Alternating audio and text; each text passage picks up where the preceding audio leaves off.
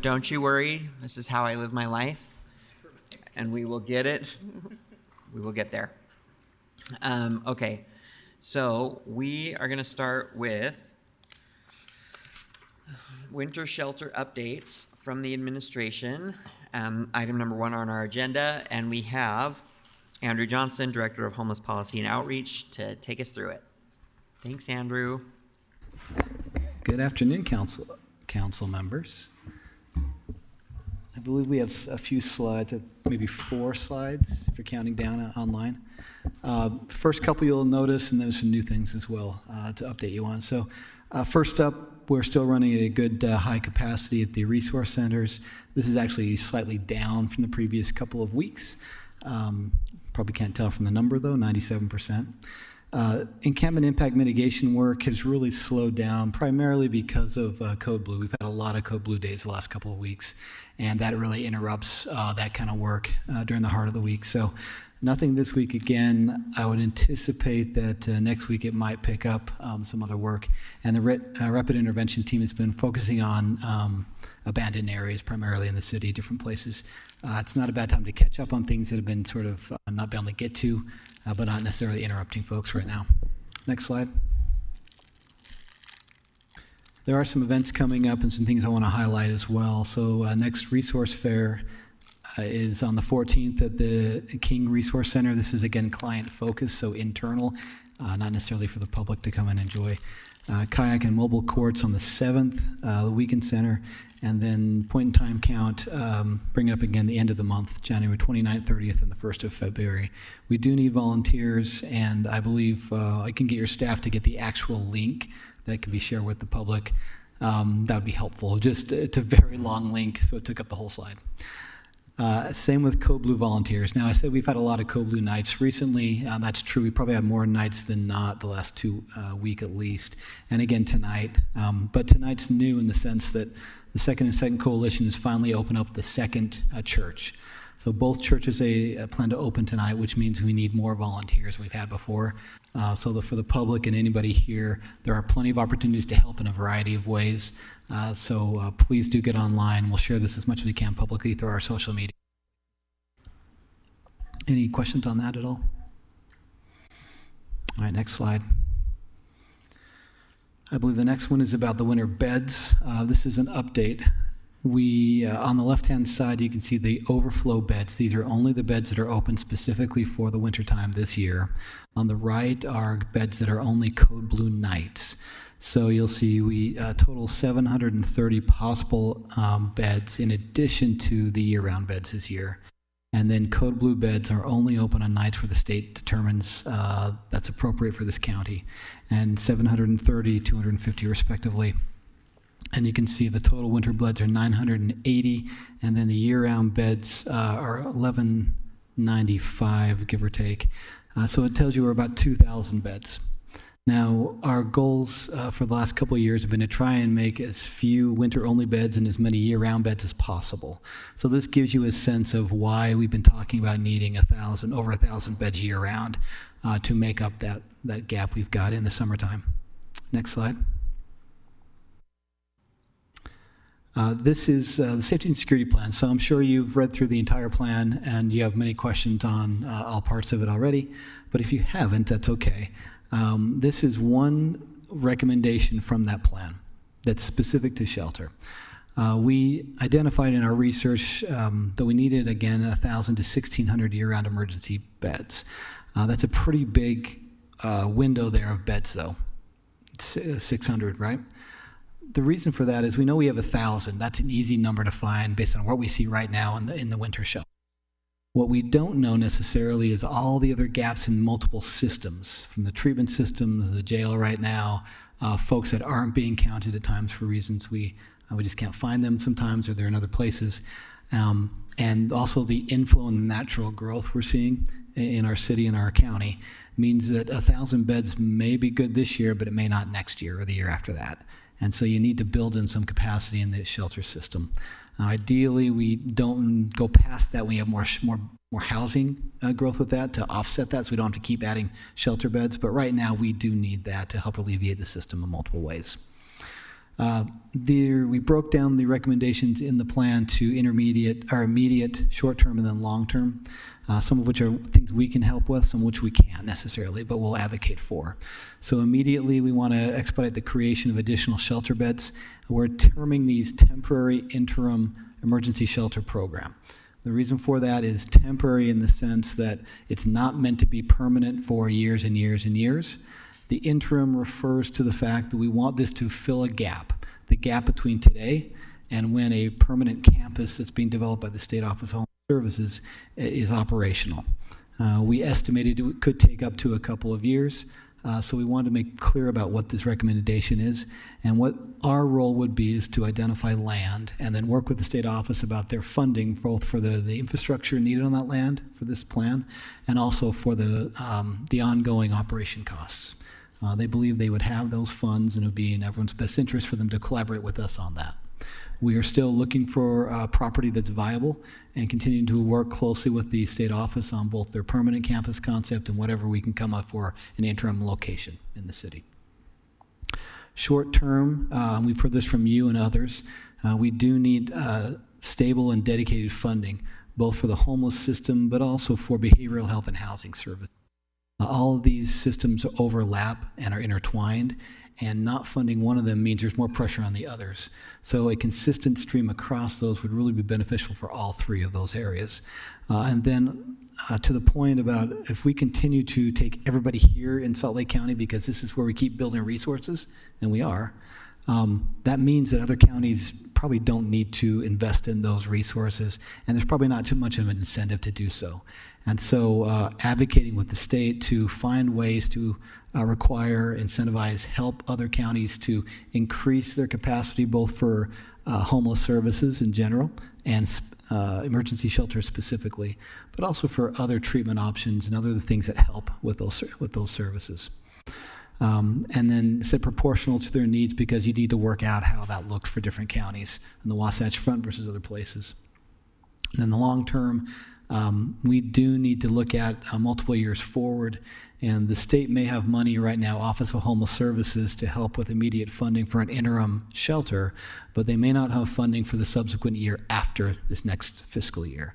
And so there would probably need to be a plan to either fund the interim shelter for an additional year if that's needed, and or for that permanent funding for future services. So this could be a multi-year discussion at the state level.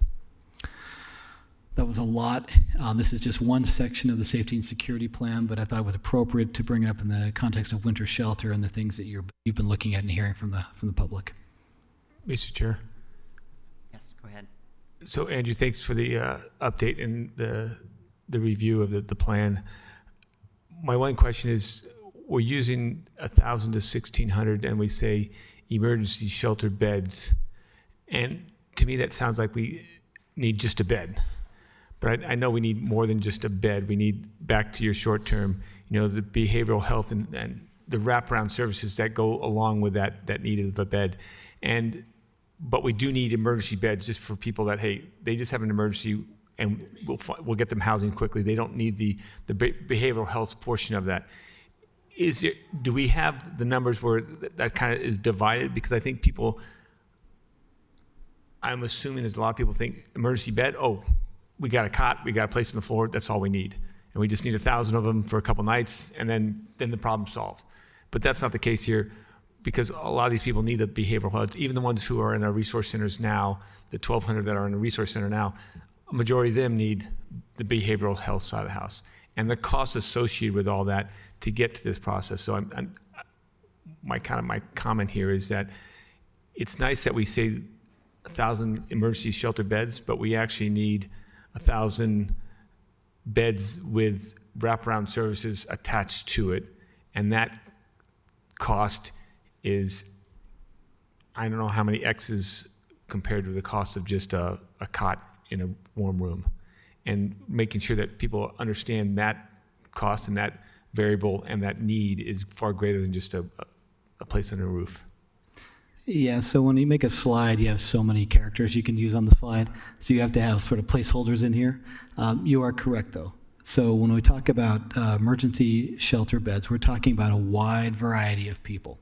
If we went back a couple of slides and looked at all the options currently, you're going to find that some of those are women-specific, some are couple-specific, some are folks with jobs, some are folks with more intensive psychiatric needs, some are folks who are coming in just for a night and leaving immediately for various reasons.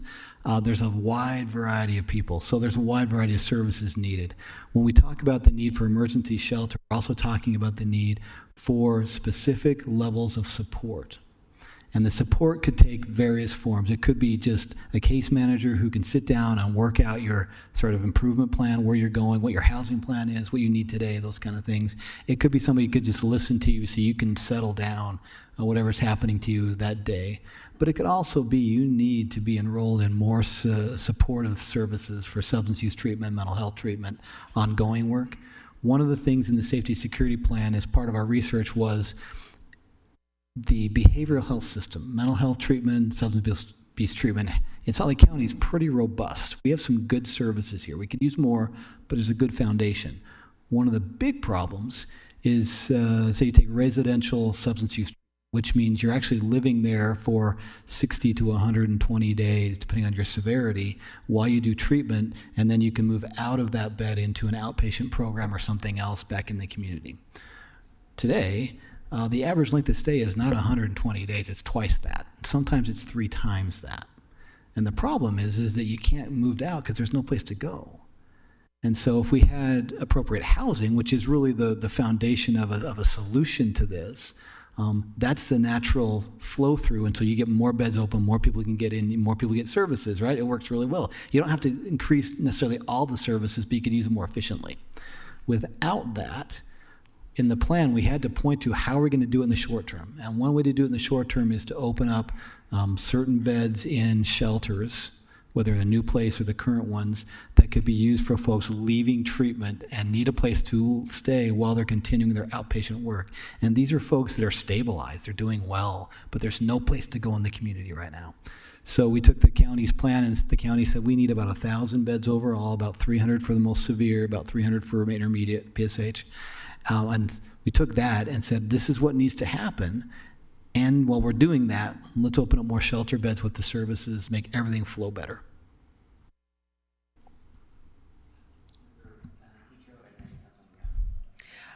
First, I just want to say amazing. Like, the report is visually beautiful. It is substantively amazing. I'm so proud to be associated with a city that produced this. And I know, Rachel, you were no small part of that. So just want to put that on the public record and let everybody who's tuning in know that, like, I'm standing in front of anyone who's coming for any sort of criticism on this, because it's beautiful. You did an amazing job. Second thing, I know that siting and placement is largely outside of our control. I know that typically real estate discussions are kept private for a variety of purposes. The lawyer from the Rudy Duck Club has notified a number of my constituents about one possible site. I know we had a snafu that led to more information being available than we were prepared to release, or than that council was prepared to release. So I've had a lot of constituents coming to me regarding this, and I share what I can, but I tell them that we're kind of keeping pace.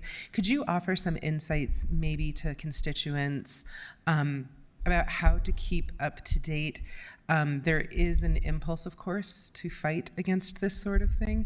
So also, could we maybe contextualize? I know there are some studies that prove the areas closest to things like this actually do improve. Property values do not go down. The safety does not get compromised. But could we speak to that just a little bit with what you're able to at this point?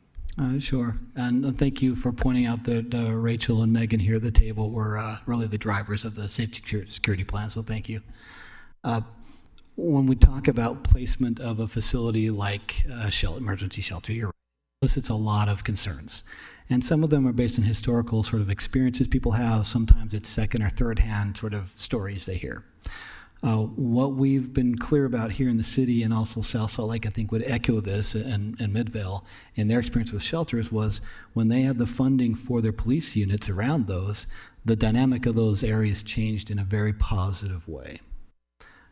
What we found here, I'll say this past winter at downtown at the micro shelters when we hosted them, was we had a very specific safety and security plan with officers and other services in that area, and that area was as quiet as it's been in years.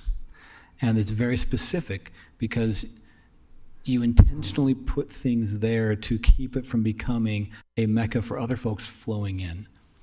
It's not that we don't want to offer services, but when you have say a shelter in a place or a micro shelter community, if people are moving in and setting up camp around it, on the perimeter of it, or within a block of it, and other folks sort of flow in because they want to do business of various types around there, it means that everybody feels less safe. The folks in the shelter who need to leave during the day to go to work other places have to sort of run the gauntlet of people who are trying to entice them to other things or are threatening them in some ways. For the neighbors, it's like this is a double whammy. I want to be helpful sometimes, but I can't take all the other stuff that just comes on top. And so we said very intentionally, whenever as a city that we agree to work with the state or anybody else on a program like a shelter, we are committed, we have been committed for a couple of years now, to ensure that we always have a very specific police presence there 24/7, as much as we possibly can, a very specific safety and security plan for the area around that program, because it's in everyone's best interest to do that, and we commit to that for the long term. Part of the state homeless mitigation cities fund that we get, the purpose of that was intentionally to ensure that a city could place services around that would help make the neighbors feel safe doing their part. And so it is hard to talk about placement because right now, when you talk about land, the state's heavily involved in this, the private entities are heavily involved in these discussions, and they're not ready to discuss those things publicly for a lot of reasons, so it does create anxiety. But I'll say from the city end, we've been very, very clear, and we will continue to be clear that if we will participate in hosting a program like that, we will have dedicated police support there and safety and security plans that are ongoing, so that neighborhood does not feel a negative influence, period.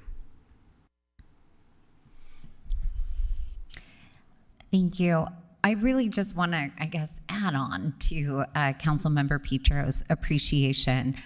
One of the things that I often hear from individuals who are expressing frustration where the city is in regards to our homelessness response usually starts with, well, why don't we just blank, in terms of what that piece looks like. And as a council member, I feel incredibly confident in responding to them that we have leaders who are considering that solution and about 100 more.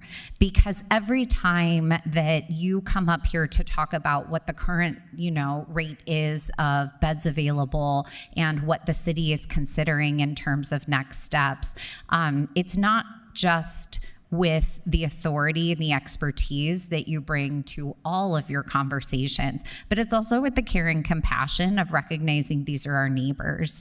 I just wanted to say thank you in terms of being able to be a leader for our city in this conversation, for taking into account all of the different variables that are in play to then be able to work with the city administration and the council to come up with a plan about what those next steps look like.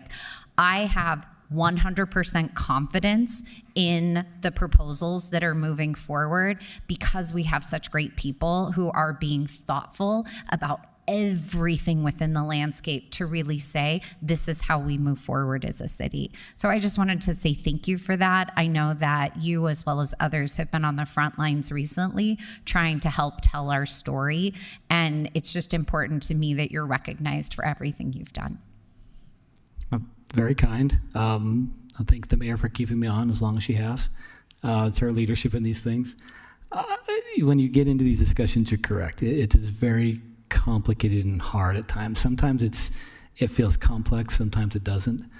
I will say that I'm always open to any idea out there because we've got to try a variety of things to find the right fit for a variety of people. So I would never want to shut down anybody's ideas up front. But you're correct in the sense that when you get into talking about 1,000 different people with 1,000 different stories and 1,000 different issues going on with them, it is difficult to write policy that fits everybody. And so a lot of our efforts are trying to write good policy for the base And then I'll say when you get into, say, a new shelter of 1,000 beds, you're still going to have a handful of people out there, a number of people who don't come in for various reasons. And your policy does this much, and then you got to figure out those edges with a lot more resources. And that's our commitment to say we want to write good policy and be involved with the state up at the big one. And then we got to keep working with all those kind of fringe efforts that are going to hit people that just don't fit or the system doesn't help them as well. And it'll be an ongoing job for all of us to do that going forward. So thank you. Thank you, Andrew. That's all I have. Any other questions? All right, thank you so much, Andrew.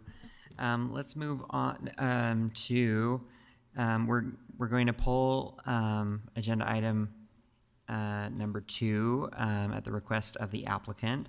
So we're going to move to agenda item 3, which is an informational discussion with Downtown Alliance and updates on their programs. So we have Dee Brewer, the Executive Director, and Jessica Thiesing, the Deputy Director. It's good to see you both. Thanks for being here. Thank you. It's good to see you all. Thank you for having us today. And we do come with our annual information update today. We've brought a review of a few months of work, a little bit of looking forward. We've got some data. What we don't have here is our fantastic staff who really make all of these things happen. So I want to acknowledge that before we get started.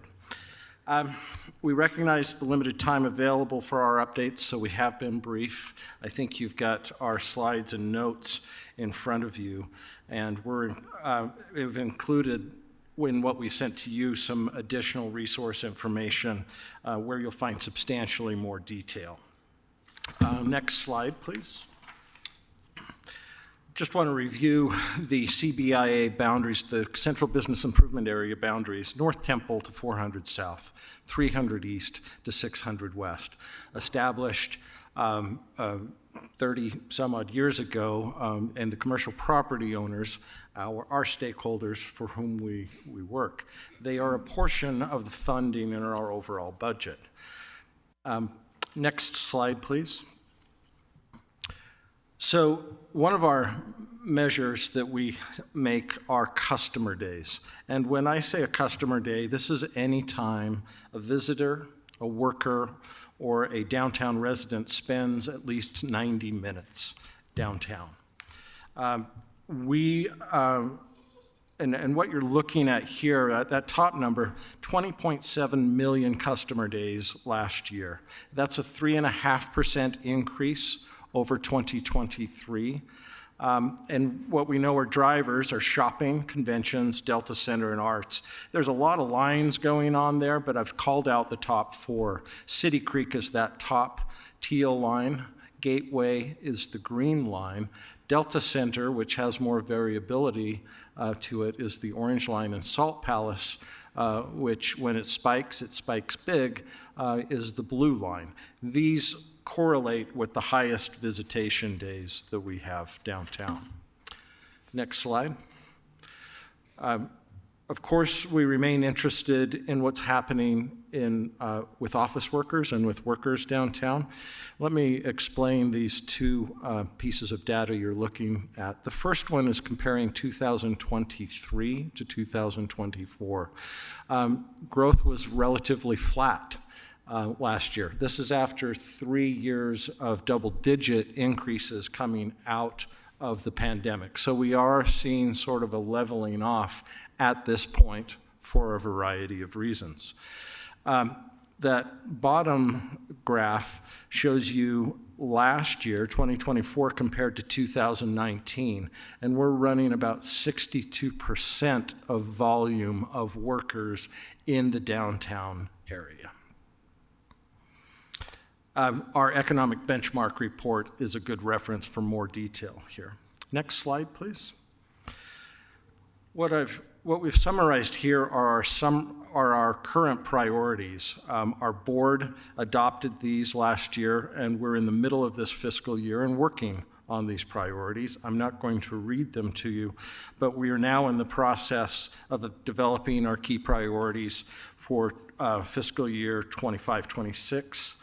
and an accompanying budget to support those priorities.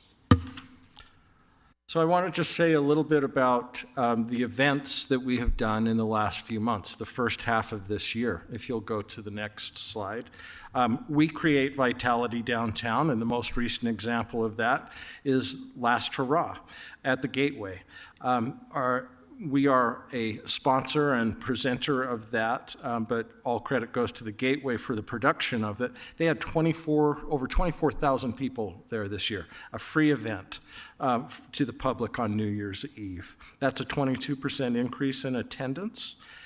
Gateway merchants were thrilled with this and were told that there were no safety incidents that night. Next slide, please. We light up the darkest nights of the year from November through March with Glow at Gallivan. Glow's 30 features are dynamic and create different effects through the day and nighttime hours. The Alliance and the Block's Arts District, a part of the Alliance, invest in the light sculpture garden, and the investment complements what the skating rink and lighting, both the skating rink and the lighting at Gallivan Plaza. You can go to the next slide. We promote all of the Gallivan assets to drive traffic downtown. This year, we engaged nearly 1 million people on social media users, and I understand Councilmember Petro was there skating a few nights. Is that what I heard you say? Excellent. Good. Engagement is up 171% on those social media hits last year, and Glow attracted nearly 200,000 visitors last year, the 23-24 season. And I do need to give credit to Art Theory Collective, who is our producing partner, who creates these wonderful light images, and then also acknowledge the partnership of Gallivan Center and the George S. and Dolores Story Eccles Foundation, who is a founding funding partner. Next up, I want to point, if we'll go to the next slide, we're very proud of the impact we're making in downtown's cultural core through the Block's Arts District. We amplify the work of downtown legacy arts organizations like the Symphony, Opera, Ballet, UMOCA, and dance companies. And at a future date, our director, Brittany Helmers, will be here with a briefing for council about a more thorough briefing. But for right now, we have a video, a 30-second video of just the highlights from the summer. I'm told this video may or may not work. Let's try that.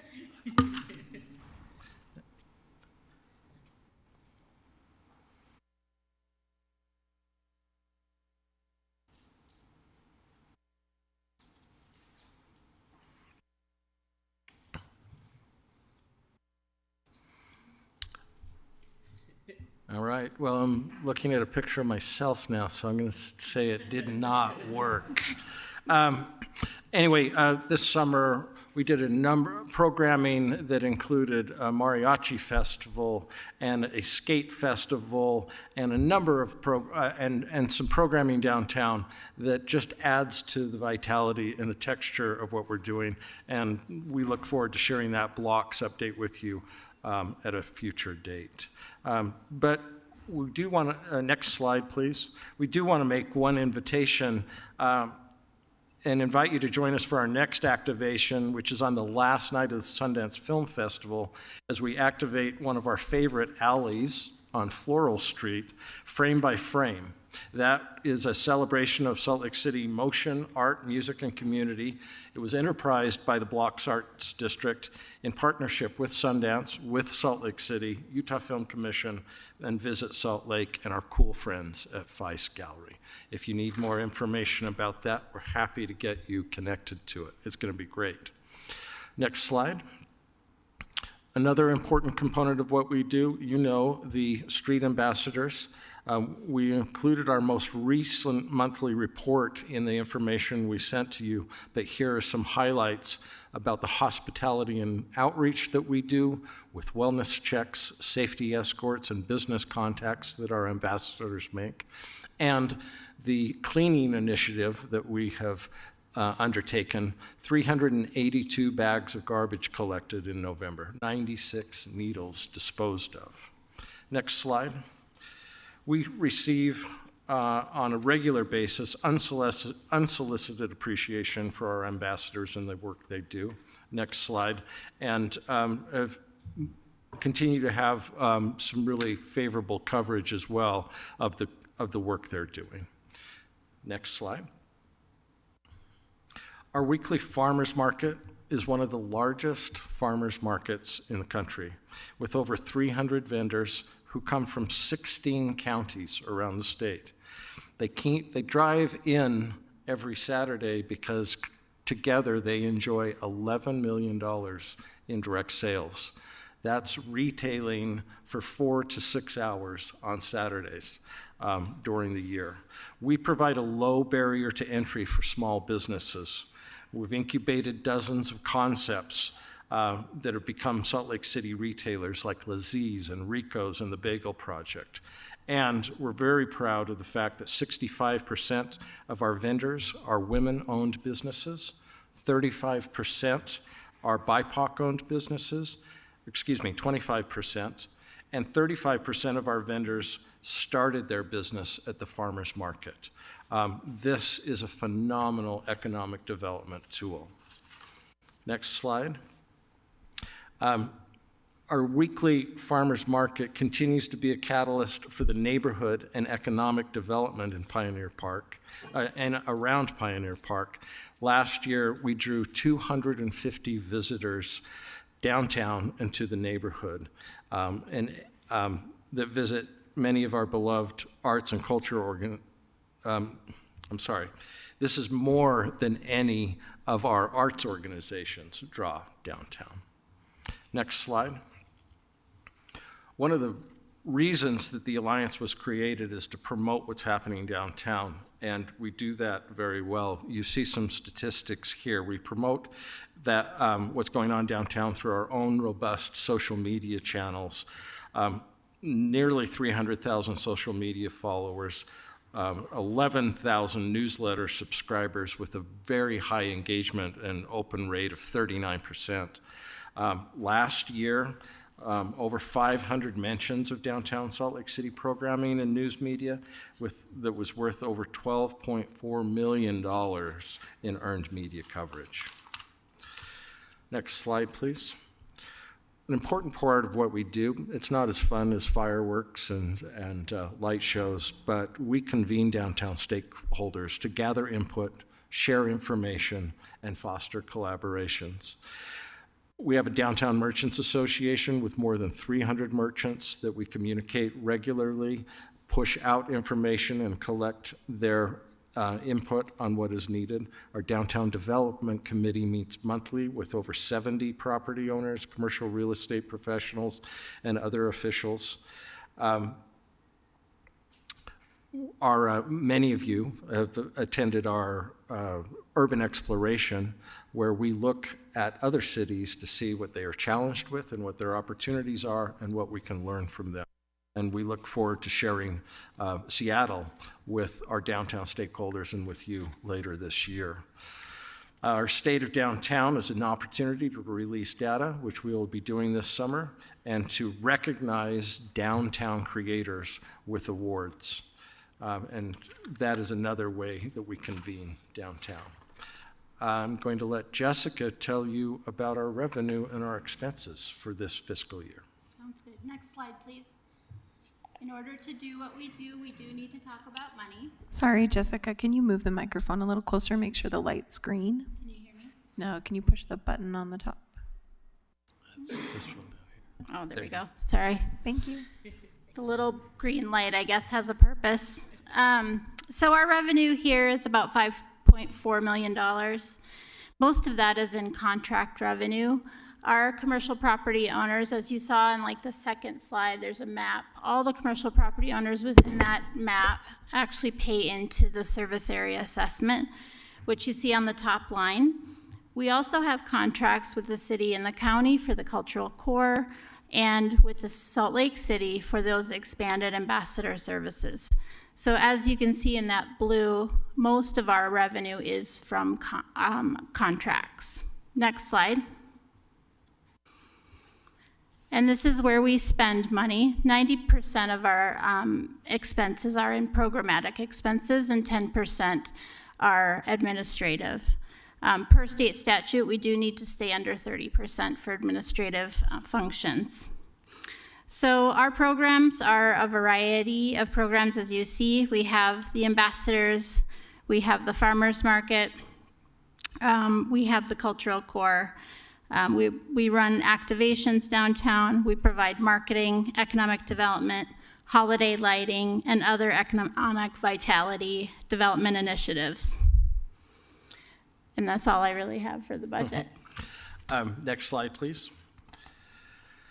We wanted to just point to some of the key issues we see coming up in this calendar year. Obviously, the entertainment district. We're grateful for the hard work of council and the mayor's office and administration, Smith Entertainment Group, for negotiating the participation agreement to develop in an entertainment district around the Delta Center. And we look forward to the successful resolution of the various other agreements that still are pending. The workplace reckoning continues, and we will continue to monitor that. But that is a real issue, as we've seen that particular user group shrink during the pandemic. Next, I want to talk, neighborhoodification. Major residential projects have come online and are leasing, and we need to enhance third spaces to make a better neighborhood out of downtown for all of these new residents. And that's something we're going to be talking more about with you this year. The last point I make here is about competition. Billions of dollars are being invested in downtowns, in Daybreak, in Vineyard, which is Utah City, and The Point. These developments promise walkable, entertainment-rich, live, work, play commercial centers that those have traditionally been a unique attribute of the capital city and our urban core. These well-resourced developments are competing for downtown Salt Lake City commercial and office leases. That is just a competitive fact. We're up to that competition, but we, and I include all of us, must invest in downtown in order to remain competitive with these new builds of new commercial areas. We do have one budget note that we want to raise, and as we do the lighting, holiday lighting and winter lighting on the sidewalks. Downtown electrical infrastructure and tree wells and sidewalks has deteriorated. It's not functioning on a number of downtown streets. We urge the city to evaluate the improvements that are needed. This is important because we want to light up the city when we celebrate the Winter Olympics in 2034, and we want to continue to light the city for holiday and winter activations. We don't come with any specific recommendations other than let's evaluate that and bring that to a place that will honor the city as we celebrate every year, but particularly for the Olympics. With that, last slide, if you have any questions, we're happy to respond. And I guess I meant one more slide.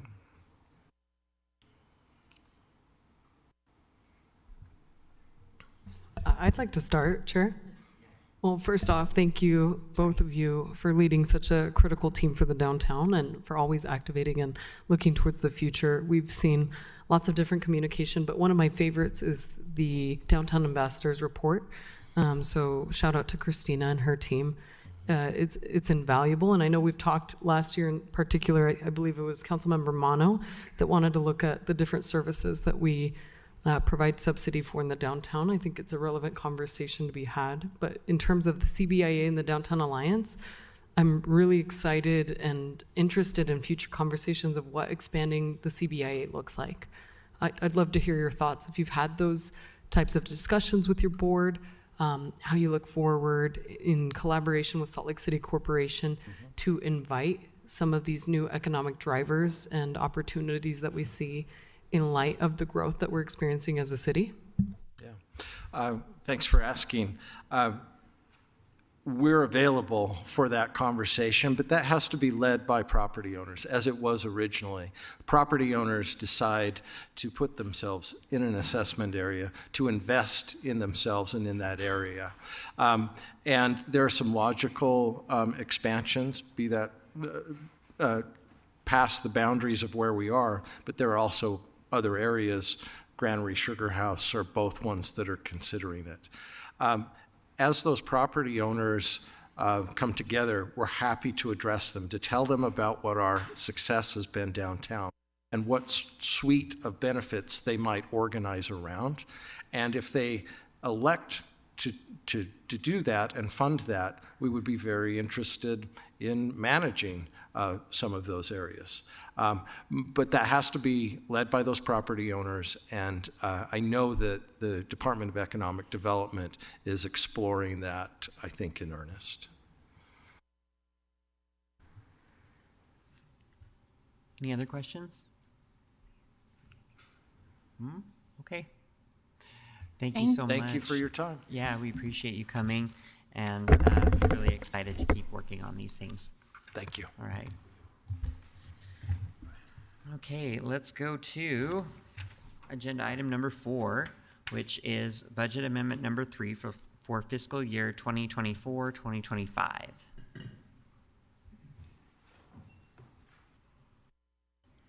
Oh, sorry. And we have, for the last time at the table, well, hopefully not. I was going to say, I actually don't think last time, but it will be the last time in the current role. Last time in his current role at the table, we have, last time as council policy analyst, There you go. Ben Ludge. Mr. Chair, I'm only in my 30s. There may be more council briefings in my future than in my past. No, you're right. And that's why, yes, definitely had to clarify. Last time with this title. This is the first briefing for budget amendment number 3. The public hearing is scheduled for February 4th. There are 20 individual items proposed. The total expenditures are almost $22 million. Of that total, $3.8 million would come from the general fund balance. There are 2 full-time employee positions proposed, both in the IMS department. And there's 1 council added item as well. Can we get the first page of the staff report up on the screen? We've got a update on fund balance. The amount is confirmed by the city's auditors. This is part of the annual comprehensive financial report. So typically fund balance goes up after the annual financial audit because of 2 primary factors. The first is unspent appropriations for operations lapse to fund balance at the end of the fiscal year. So that adds to fund balance. The second factor is revenues coming in above budget, which also adds to fund balance. So with those changes, fund balance is estimated to be 21.3%. And 21.3% is $40.2 million above the 13% minimum target. So that is a healthy fund balance. So with that good news, I also wanted to share that most of that $40 million above the 13% minimum target, most of that $40 million will likely be needed in the next annual budget. So the graph you see before you is from the finance department, and it shows how much fund balance was used in each annual budget since fiscal year 19. There's been a significant escalation. And we've talked about this in annual budgets before. This is using one-time revenue from fund balance to plug the structural deficit in the annual budget. So the structural deficit is the difference between the city's expenses and its ongoing revenues, and that gap has been increasing, and fund balance, as shown in the chart, has been increasing its contribution to fill the gap. Fiscal year 26, that rightmost column, just a hypothetical, that's to show if the trend continues, what it could look like. So while there's over 40 million in fund balance above our minimum target, it's also 40 million-ish that might be needed in the annual budget.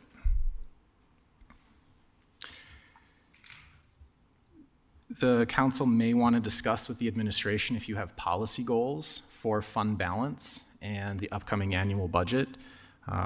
Previously, council members have suggested decreasing reliance on fund balance for the structural deficit.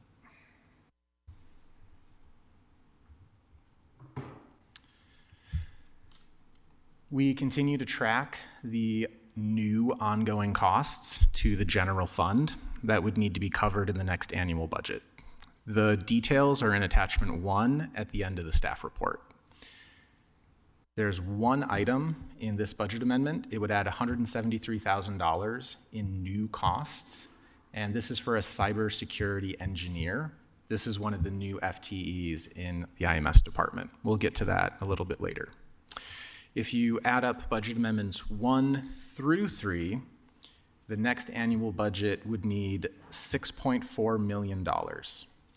Now, the caveat is always there's $4 million from the Homeless Shelter Cities Mitigation, the state appropriation that we treat as a grant. If that is available, it would cover the $4 million if the appropriation is for the full $4 million. If it's not available, then the general fund would need to pick up those costs to maintain the employment of those police squads. And can we go to page 2 to get a quick revenues update?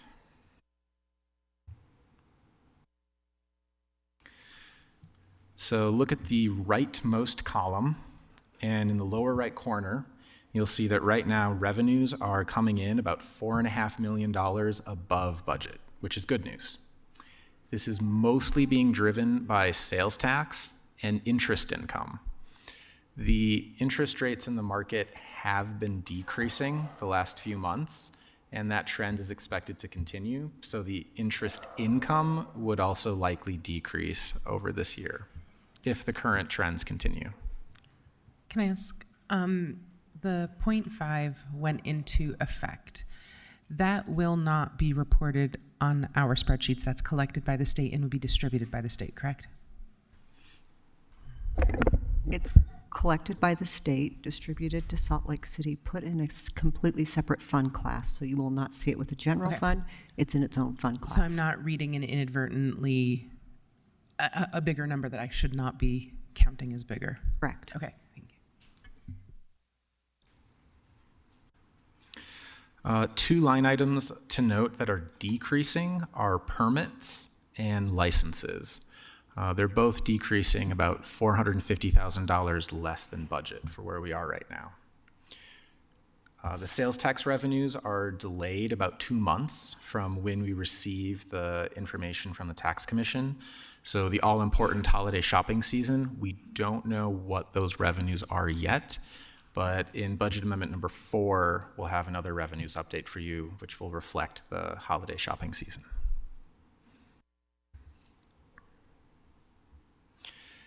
If there are no questions on revenues, I'll jump into the individual items. Okay, you can take it down, Scott. Thank you. The first item is A1. This is a request for $285,000 to be rescoped from vacancy savings in the Public Lands Department, and it's for a variety of vehicles, equipment, and events. There are 6 parts to this item. I'll run through each of the 6. First is $138,000 for 2 wide area mowers. These are pretty expensive, going for about $70,000 each. A third of the mowers used by the department are beyond useful life, And they're proposing to use the vacancy savings to try and catch up on that backlog of assets. The time from ordering to delivery has been running out to 18 months. So like other vehicles that you have appropriated funding for, sometimes getting the order placed is taking longer than expected. And then once it is placed, it can take a year or more to actually get delivery of the vehicle. The second part is $23,000 for a utility task vehicle, a UTV. The vehicle is used by the Park Ranger program. The previous one ended up in the Jordan River in an accident, and it was not able to be repaired, so this would fully fund replacing the UTV. The third item is $27,000 for 2 large trailers, and this is linked to the 2 mowers I mentioned a moment ago. It's the trailers to transport the mowers between different park properties. Ben, can I just ask a question? Go ahead. This is maybe just for my knowledge. So where are those trailers stored, like at any given time when they're moving around? My understanding is they're typically stored over at the Parks building or at the maintenance building.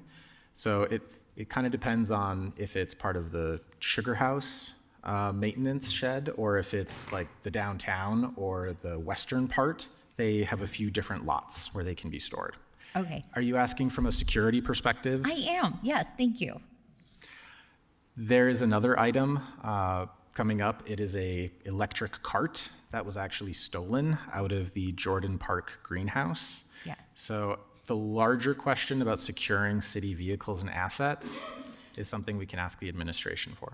Okay, so I will just say that as we're looking ahead to purchasing any of these items, I just know it's becoming a bigger and a bigger thing in the city, where especially if you have, you know, like some sort of vehicle that's on a trailer, it makes it many times that much easier to like hook up and drive off with.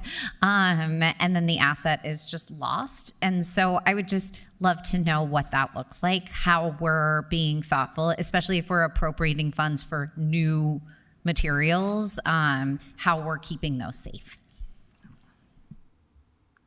And I think that issue is not just specific to public lands, but other departments as well, yeah. Since we're paused, can I ask a question? Go ahead. So it's vacancy savings, but we're going to fill the vacancies, correct? Say again? So it's vacancy savings. It's positions that we don't currently have filled, so we haven't been paying that salary. But these are not eliminated positions. No. So they will be. So 285,800 of this is one-time spending, but there is an ongoing additional expense of $188,700, or is it a one-time to the fleet fund of that 188,000? It's one time to the fleet fund for that 188. So this is all okay. Thank you. Thank you. Now the next item is a little bit different. The next part, it is $50,000 in additional funding for the July drone shows. This is not increasing the number of shows. There'd still be 2, one at Jordan Park, one at Liberty Park. This is increasing the number of drones in each show from 150 drones to 300 drones, so twice as many. If the city wants to continue funding that higher number of drones per show, that would be an additional ongoing cost that would need to be included in the annual budget. Mr. Chair. Yes, So those are for this upcoming July. Mm-hmm. Okay. Correct. Back to fireworks. I will just say I appreciate that they are drones. Thank you so much.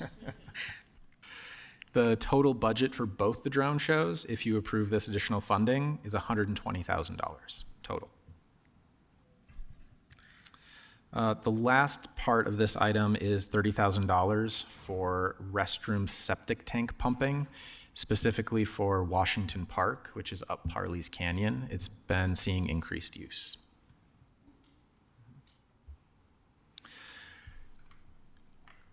Next up is A2. This is a request for Sorry. 85. Yes. Sorry, can I go back? On A1, it sounds like we need to spend time making sure that we're optimizing every dollar spent anyway. And I know we've raised this before, but while we're investing money to mow lawns, have we looked at autonomous possibilities that mitigate our reliance on seasonal labor and all those things? I would love to know if that policy consideration of moving us toward the smarter city and the more efficient city this seems like a prime example of one of those opportunities. Before we release the money, we should do our due diligence and make sure this is the best use of that, especially since our budget requires us to optimize quickly. Anecdotally, there are private companies who are experimenting with autonomous lawnmowers. I don't know if there are the large mowers, the 16-foot mowers, the size needed for city parks. We'll ask the department about that. As you might imagine, council members get approached by these vendors regularly, both domestically and when we're at conferences, and they're eager to prove themselves through low-cost leases. I would never dream to administer the city, but I do know there's at least optionality that we should be investigating before we commit money to things, I think.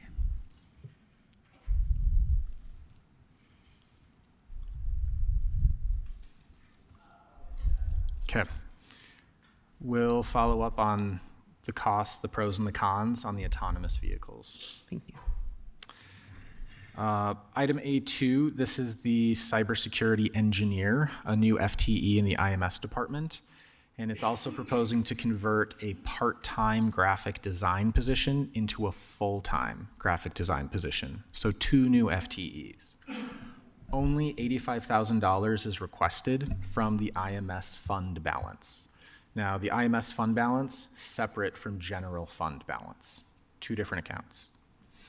The $85,000 would cover the cybersecurity engineer through the rest of this fiscal year, and then the annual budget would need the $173,000 to pay for a full 12 months, a full fiscal year of that new position. The graphic design position, the apprenticeship program in the IMS department recently graduated several of their apprentices. They're proposing to pause the apprenticeship program for the rest of the fiscal year and use those savings to pay for converting the graphic design part-time position into a full-time position. We did check on the vacancy report for IMS, since you asked that every time a new FTE is brought to you mid-year, that you also check on the vacancy savings in that department that's requesting the new FTEs. IMS had the lowest number of vacancies of all departments. They had 1 vacancy, and they only had $8,000 of vacancy savings, which is nowhere near enough to fund this additional position. That's why IMS fund balance is being proposed as the funding source. And the administration did request a straw poll on the cybersecurity portion of this item. And Ben, I think we've had some information since then that we're going to be getting additional information on February 4th. Is it possible for the council to straw poll after that additional information is received on the 4th? Is that okay? Okay, great, thank you.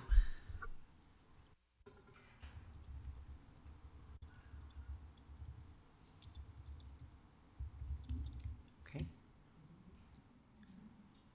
Go ahead. Okay. That takes us to A4. This is a request for $3.9 million one time from the surplus land fund to CIP for fleet block public streets development and a related 1-acre property sale, which is also on the fleet block. If you approve this item, there would still be $1.3 million left in the surplus land fund. The anticipated sale is going to backfill the surplus land fund. It's anticipated to be about $3.9 million, so the surplus land fund would be made whole after the sale proceeds are added. The sale is anticipated to have requirements to advance the city's affordable housing goals, including family-sized units and affordability at 80% of AMI, as well as commercial space for nonprofits and or local businesses.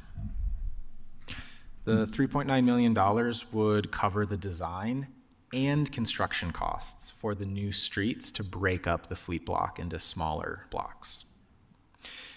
If there's additional infrastructure that is needed on the fleet block, that would be added as a requirement for development partners in the upcoming RFQ, RFP that's anticipated later this year.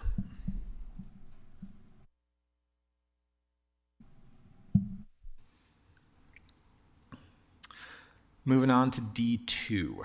This is a request for $220,000 one time by rescoping CIP funds.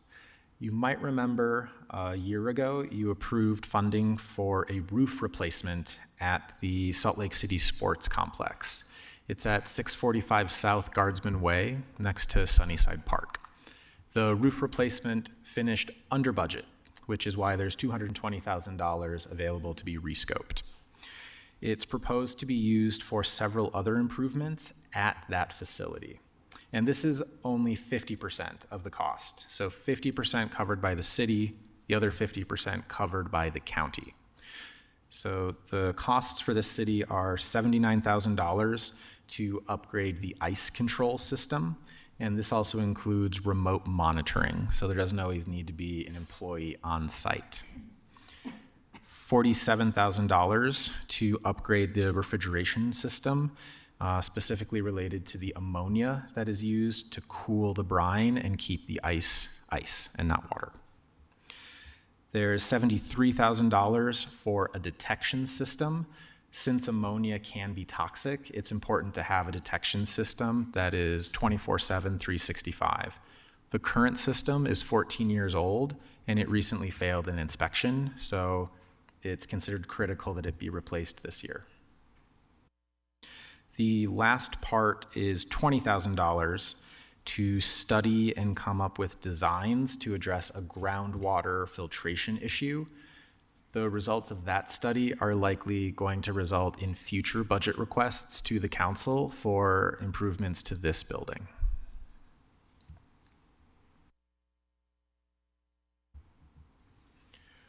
We're now on D3. It's a request for $35,000 to be rescoped and sent to the fleet fund for a utility task vehicle. This is another UTV. The funding source is the existing budget in the streets division for road markings and maintenance. The UTV would be used in the warmer months for signs and maintenance crews. In the winter, it would be used for snow plowing of the protected bike lanes around the city. The streets division does snow plowing on protected bike lanes, whereas the parks division does snow plowing on urban trails. But both the bike lanes and the trails are part of the city's snow removal plan.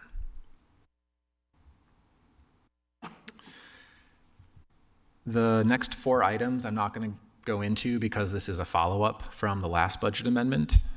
This is items D4 through D7.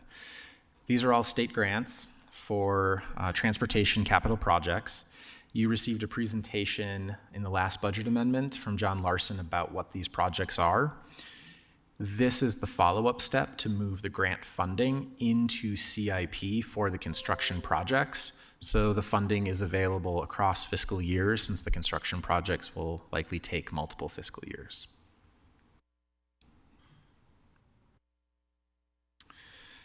Next up is D8. This is a request to rescope funding of $35,000 from the operations budget in the compliance division, and it would be sent to the fleet fund for a vehicle replacement.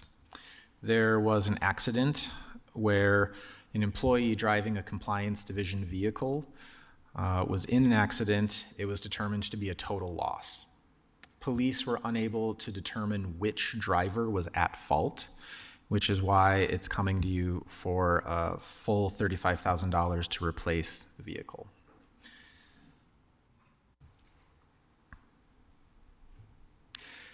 D9, this is $406,000 in a state grant from UDOT for adding bicycle lanes to Capitol Hill. And this is related to item E2, and I'll just talk about them both together. E2 is accepting the state grant funding and putting it into the grant fund. D9 is transferring those funds into CIP for the construction project. The protected bike lanes would be part of repaving Main Street from North Temple to 300 North. This is the section of Capitol Hill that's pretty steep as you get up to the Capitol complex. The Transportation Division is also exploring, in coordination with UDOT, a second phase where the protected bike lanes would be extended from 300 North to the existing bike lanes on Victory Road. So it would be that missing link, but that's a future phase and a future project that would come to you in a separate budget request. There is a likelihood that the existing travel lanes might be narrowed or reduced on Main Street. There are currently 4 travel lanes, 2 in each direction. And the Capitol Hill Livable Streets traffic calming project, which is currently underway, it was ranked the top zone in the Livable Streets program for the need for traffic calming. This project would be coordinated with the Livable Streets project.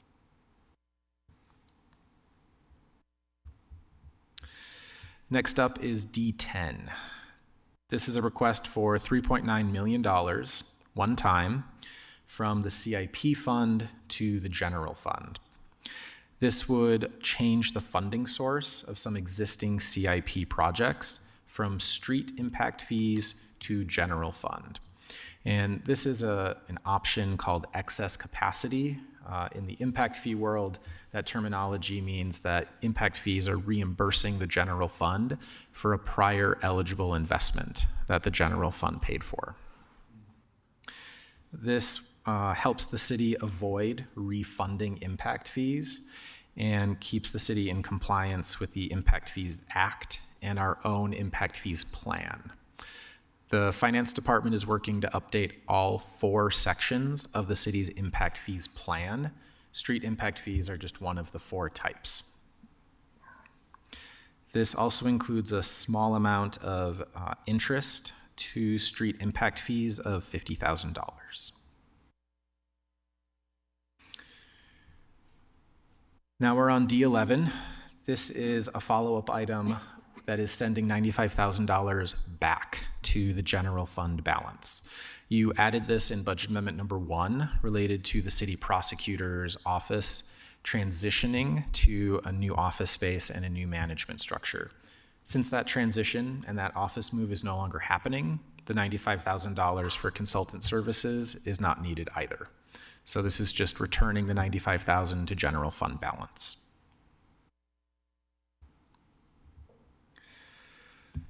E1, this is a Great Salt Lake Watershed Enhancement Trust grant of $2.2 million for property acquisition. In 2022, the state legislature established the trust with $40 million of seed funding. This $2.2 million would allow the city to purchase property that would be used for preservation and restoration as wetland habitat. It is possible that you may see additional budget requests for wetland property acquisition and preservation along the Great Salt Lake.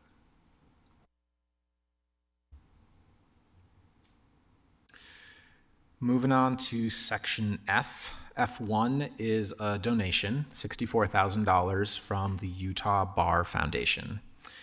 And this is to upgrade a justice court van that you funded in the annual budget with $62,000, doubling the budget to $126,000.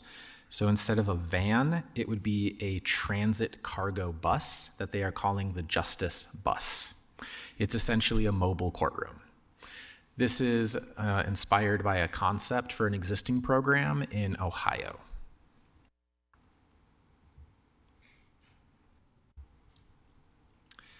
We've got 3 more items.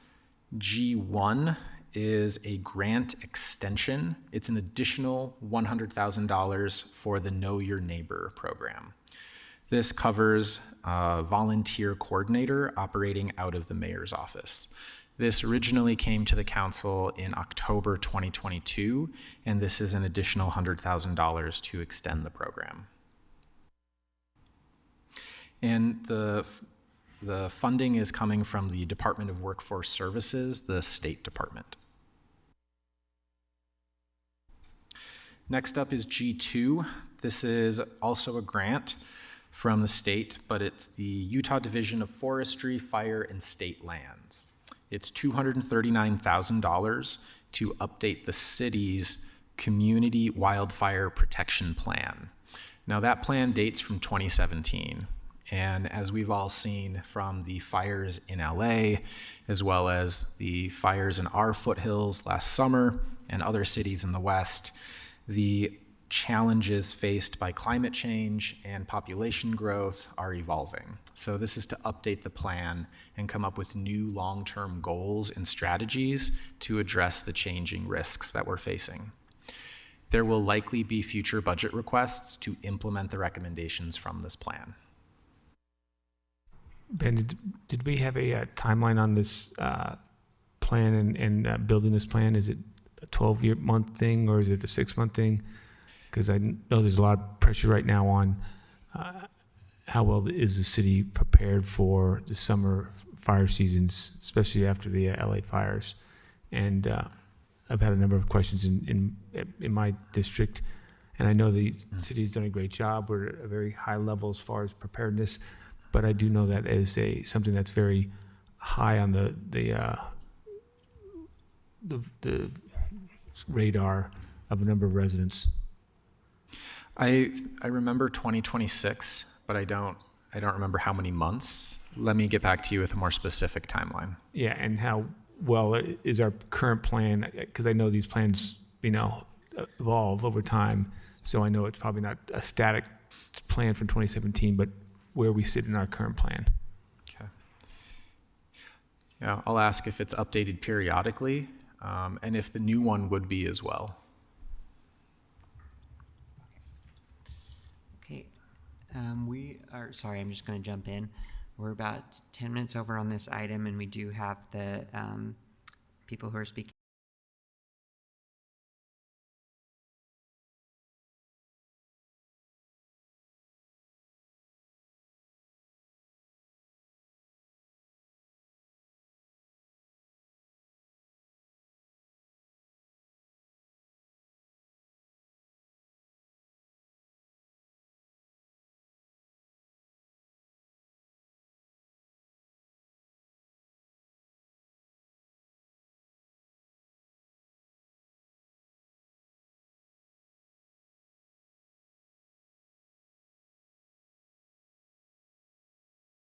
For accelerating treatments of diseased sycamore trees. The Urban Forestry Division is using $100,000 of their existing budget for tree maintenance to test different treatments. This is different types of chemicals and different application methods, spraying versus injections into the tree, to explore which of the methods is most effective. There are sycamore trees who are fighting a fungal disease called anthracnose. They also, some have bug infestations and are fighting mildew. The sycamore trees can live for a few hundred years, and many of the trees that are currently sick are large enough that they're providing multiple public benefits, and they may still have a century or more of life. There are an estimated 4,600 sycamore trees in the city's urban forest. However, precisely how many are sick, we don't know yet.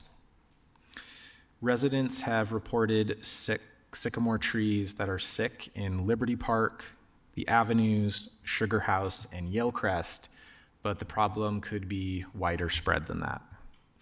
And this is being proposed in Budget Amendment 3 because some of the treatments are more effective when they are applied before the spring growing season. I don't know if Councilmember Dugan wanted to add anything.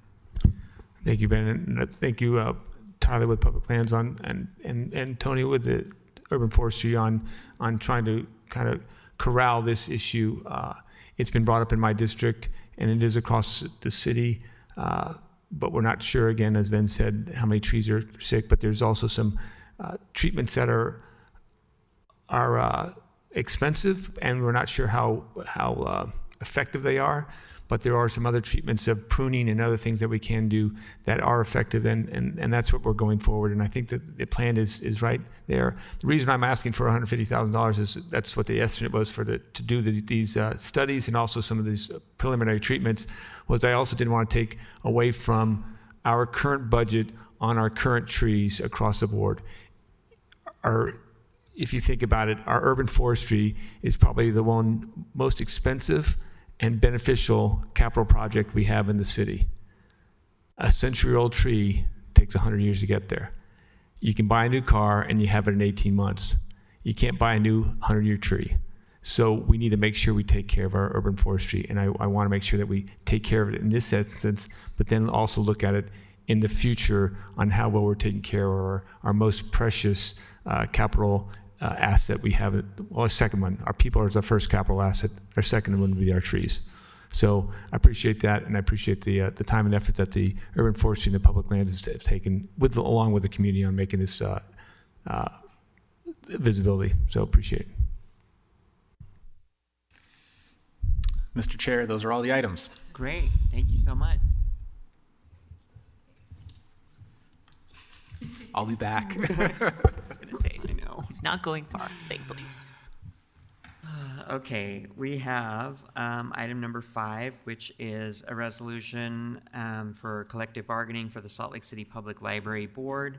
And with us, we have Austin Kimmel from our own policy analyst team, Noah Baskett, the library director, and Soraya Toronto, the library board of directors president. Thanks. Thanks, council members. The Salt Lake City Public Library is here to brief the council about a labor resolution that would create a structure and process for collective bargaining with eligible library employees.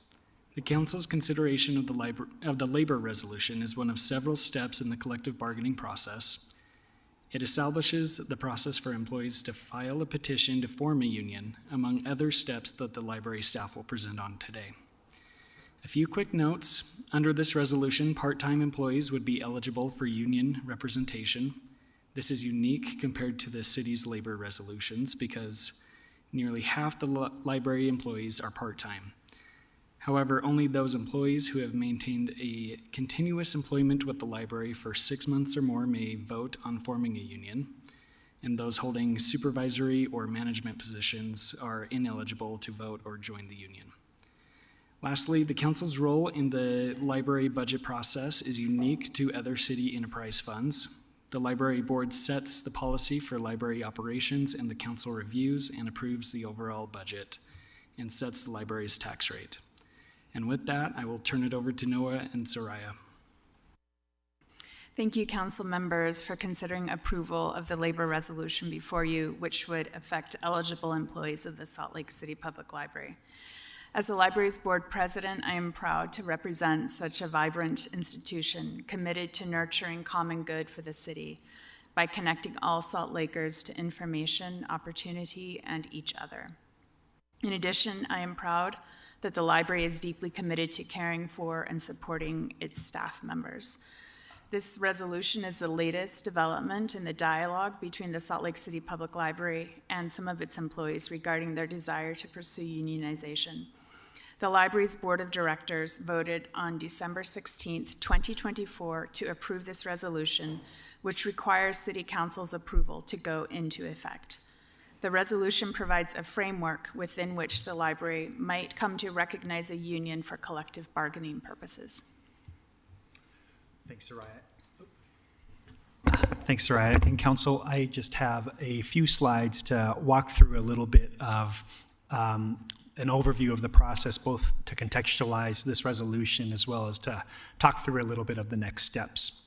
So the first slide you can see is an overview of the next steps moving forward with this labor resolution. You can see that a couple of the items at the beginning to the left have been completed. We have effectively negotiated a labor resolution, and our board of directors did adopt that labor resolution in December. And you can see today we are bringing before you the labor resolution for your consideration as City Council for ratification.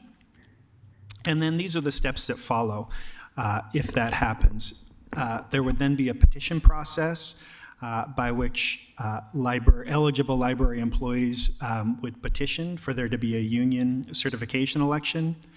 That election would be held, and if the union is approved by employees as the bargaining agent, union officers would be elected to engage in collective bargaining negotiations. Once we got to the place of a collective bargaining agreement, that collective bargaining agreement would first be adopted by the library board of directors and would be contingent upon funding by the city council. Next slide, please. The first step is what is before you today, the labor resolution process. We have, as I mentioned, negotiated a resolution that really does provide the framework, a governing framework by which unionization can happen. The things that we do address in the resolution, the way in which a petition process happens, the way in which an election process happens, who constitutes an eligible bargaining unit, and if there's an impasse, how is that impasse resolved? The things that a resolution doesn't address are all of the things that a collective bargaining agreement would address. Terms and conditions of a library employee's work that includes things like wages, vacation, and benefits. And you can see we have crossed that step of negotiating a successful resolution, and you all are reviewing that resolution today. The next step, if the City Council ratifies this resolution, next slide, please, would be the union petition and certification process. Library employee may petition the petition process would require 30% of library employees to show their support of a unionization process. Once I receive a petition, I would have 30 days to review that and to make sure that it was meeting all of the minimum requirements outlined by the labor resolution. And if there was any kind of disagreement regarding the petition, that would be resolved by negotiation and then by the mayor or a mayor's representative if there was an impasse. If the petition is satisfactory, there would then be a vote. You can see some of the details related to the electronic voting process. And if there was a majority of eligible employees that voted yes to form a union, the library board would then recognize that union as the employee's sole representative. And then lastly, once a union were to exist, the third step would be the collective bargaining process. And this would be the process by which we would be negotiating terms and conditions of employment, like wages, benefits, a grievance process, and et cetera. I would have within 5 months after union recognition to identify a negotiator. And once a negotiator was named, both parties would have 180 days to reach a collective bargaining agreement. You can see that if there was no collective bargaining agreement reached by December 15th of that year, negotiations would be directed to the following year. And if there was any disagreements related to not reaching agreement on collective bargaining, that would go through the process of resolving an impasse that's outlined by the resolution. And once those issues would be resolved, the library board would vote on that collective bargaining agreement. And if the library voted yes, that collective bargaining agreement would come into effect subject to the city council's funding. I believe that's all that slide, so welcome your questions, City Council. All right, thank you. Questions from council members about this? Member Young. So I appreciate the progress that has been made thus far, and honestly, I look forward to what those next steps are. This is not something that happens overnight. You don't wake up one day and say like, "Hey, let's start this," and then it's realized the next day. So appreciation to everyone for the work, time, and energy that has gone into this, and like I said, really look forward to seeing it all the way across the finish line to the benefit of the library employees. Thanks, Councilmember Young. Any other questions? All right, great. Thank you so much. Thank you all. Thank you. We're going to take just a quick, and for real this time, 5-minute break, and then come back to talk about the Emerald Ribbon. Okay, thanks.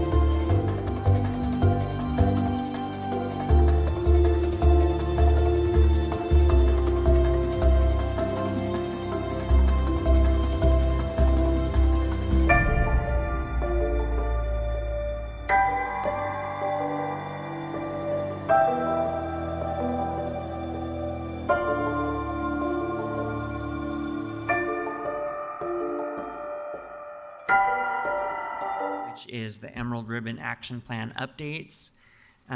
We have from our office, Allison Rowland, Policy Analyst. We also have Tom Millar, Planning and Design Division Director. Michaela Mapanga, Public Lands Planner, and a consultant team online. Did I get your name right? Sorry? Did I get your name right? Michaela Maponga, yeah. Thank you, Mr. Chair. As you mentioned, this is the updated draft to the Emerald Ribbon Action Plan. It's a 10-year program to transform nearly 800 acres along the Jordan River. The concept is part of the 2022 Public Lands Master Plan called Reimagine Nature, which the Council adopted in 2022. The plan sets out three kinds of proposals: policy and planning recommendations, a prioritized and phased list for improvements along the river, and an operational transition plan toward a more naturalized corridor. The plan stresses the need to develop partnerships and government models for it to succeed as well, and the transmittal includes a detailed operations and maintenance plan. Council staff are working with the Attorney's Office to determine which aspects of the plan are appropriate for the Council to formally adopt. The department plans to begin Phase 1 improvements this year with $9 million from the 2022 Parks General Obligation Bond and $1.3 million in CIP and impact fees. And funding for the complete project is estimated at approximately $60 million. Phase 1 ongoing annual costs, which means operations and maintenance, including programming, range from $7 to $10.5 million at full build-out. And the idea is that these will be partially covered by partnerships, which could be explored as implementation gets underway.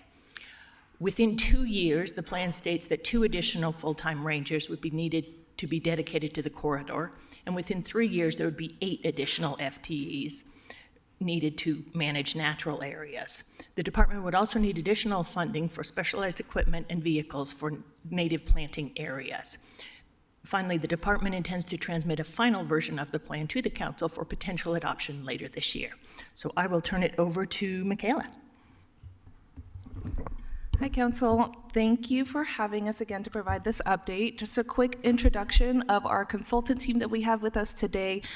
Joining us online, we have Liz Cormack and Gina Ford from the Agency Landscaping and Planning team. They have been the lead consultant on this project. And then in the audience, we also have Haley Wagner from Siglo Group, who is our ecological consultant. Next slide. Next slide. So I wanted to start off with our vision statement, back one, which summarizes the findings that we heard from the community over the last year and a half through engagement. This represents kind of the long-term values that we kept hearing over and over again. There really was quite a bit of consensus on what the priorities were for the river corridor. So our vision statement is that the Emerald Ribbon envisions a future Jordan River corridor that is a ribbon of nature through Salt Lake City, a community crossroads, and the heart of the West Side. It is a model of care for people, wildlife, and ecosystems. Next slide. Just as a reminder, the scope of this project is the full 10 miles of the Jordan River corridor located within the boundaries of Salt Lake City. It includes the Water Trail, the Jordan River Parkway Trail, and all of the adjacent parks and open spaces. In total, it's about 772 acres of public land. Next slide. Public Lands has approximately $11.5 million in existing funding through the General Obligation Bond and CIP to implement a phase 1 of implementation of the action plan. We're estimating that these projects will kick off this year and then be completed by 2028. We're really excited about the projects that were selected to be part of this phase 1 implementation because they were based on kind of the concerns and the areas of most potential identified by the community and our project stakeholders. These projects are geographically distributed to create a sense of substantial change throughout the river corridor in parks, in natural areas, and at key trail connections. And we'll get a little bit more into detail on exactly these projects in phase 1 a little bit later. Next slide. Beyond these immediate projects that were identified in phase 1 of implementation, you may recall that we identified 5 transformational sites throughout the corridor. The action plan sets a vision that in the long term, we will fully revitalize these spaces through capital investment. And to realize that full vision for each of these 5 spaces is that approximate $65 million number that we are showing here and we've discussed in the plan. There are additional other strategies and recommendations in the plan that were not cost estimated. So this is just for the capital investment in these 5 sites. Of the $65 million, $9 million will be implemented as part of phase 1, so that's not additive. The 5 transformational sites are the Rose Park Nature Area, Cottonwood Park, Fair Park Urban Core, Modesto Park and Bend in the River, and the Glendale Oxbow. One thing that I want to clarify on this slide is that there's a little bit of a discrepancy in the numbers presented in the staff report. For each of these 5 locations, when we were doing the concept design, we really tried to zoom in and see what was the most low-hanging fruit and the highest priorities just within that one site. And we identified that as this is the first phase of work that would be proposed just in this site. And that will help with the long-term implementation of this kind of beyond what the funding that we have today. That is not the same, that first phase of work for each of the sites is not the same as our phase 1 of implementation that we're proposing, which is that $11.5 million. So if we were to complete all of the first phases of work for all 5 sites, that is the $16.6 million that you see in the staff report. That is a purely conceptual number right now. It just helps us identify long-term priorities. Our actual first phase of implementation is $11.5 million. And with that, I will hand it over to our consultants who are online. Wonderful. Thank you, Michaela. Can you hear me okay? Yes. Awesome. Thank you. Really excited to be here. My name is Liz Cormack. I'm the Senior Urban Planner at Agency Landscape and Planning. And we're excited to really focus today on implementation of phase 1, like Michaela has mentioned. So you can go to the next slide and then the next slide after that. As Michaela mentioned, there are really 2 planning documents that are supporting this work. The first is the Emerald Ribbon Action Plan, and the second is an operations and management plan that really dives into details on the restoration and ecological approach to fulfilling the goals of the plan, led by our partners at Siglo Group. Go to the next slide. This work is really rooted in these 5 guiding principles, and these were created in close collaboration with the West Side community and with the community advisory group that supported this work in the last year. So we won't spend too long on these, but want to sort of remind us of the importance of these, and these have really held us accountable throughout this work to what matters most to the residents of the West Side today. Next slide. Each of these guiding principles in the plan is supported by a series of goals, as you see it right. And next slide, each of these goals is supported by a series of strategies and actions to make them a reality. So as we talk about implementation, many of these projects are fulfilling and advancing the goals and strategies of the action plan, but we'll really be focused on those phase 1 priority projects. So next slide. As was mentioned, this is a vision really for the next 10 years. And today we're going to focus on phase 1, which we see as being the next 3 years. So with that, I'm going to hand it over to Gina to start talking about how to get it done. Hello. Next slide, please. I'm Gina Ford, principal and co-founder of Agency. It's been a pleasure working on this effort, and I think one of the key components that we heard from consistently from the community was the notion of creating a culture of care for the corridor. When we think about what care means for a landscape system of this scale, we think it's really three major buckets. We want to look first at operating costs and understanding how the corridor is cared today. Operating costs include operations and maintenance. We look at capital costs, which I think we'll talk about a lot today, and oftentimes capital projects are the kind of easiest to understand. It means where we're investing to make change in the corridor physically. And then lastly, we really think about governance. It's very unusual for a park system of this scale, a corridor system of this scale, to be governed by one entity. Often it's a partnership, often it's all hands on deck. And so we have made some recommendations in the action plan around each of these topics. Next slide. Importantly, there are two big ideas to the work that really are driving a lot of the prioritization of projects and ideas. And the first really comes out of the work of Sigla Design Group and the thinking about the ecological system of the corridor. The big idea here is to really transition to more natural land management. Today, 14% of the corridor is managed as natural lands, and the idea here is to more than double that, to be about 30%. This is very consistent both with a healthier ecosystem that could be the Jordan River in the future, but also the community's priorities that we heard throughout the process. Next slide. The action plan also starts to identify how that can happen over time in those three big kind of linear buckets that Liz talked about. Today, we understand there's about 71 acres of naturalized lands, managed as naturalized lands. We'd like to see that double within 3 years' time. We'd also like to see a commensurate amount of full-time equivalent employees to help manage that land so that we go from 2 to 7 full-time to eventually 14 by year 10 plus, where we're up to that 30% goal of 230 to 282 acres.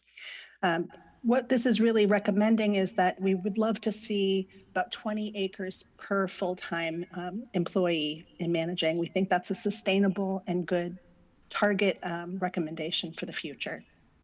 Next slide. We also think there's natural lands management, and then there's also the idea of kind of cultural activation. How do we make? Can you still hear me? Yes. Yeah. How can we make the corridor feel safe and well managed and vital to the communities that line it? While this might seem like a really big jump from $1 million of public expenditure to 7 to 10 in the future, as we're recommending, it's very consistent with comparable park systems and river corridor systems across the country that we looked at. And importantly, we don't see this as a purely public investment. We see this, importantly, over time, becoming a much more diversified funding source picture that could include philanthropic resources, partnerships, friends of groups, programming provided by community groups, and lots of unique funding sources.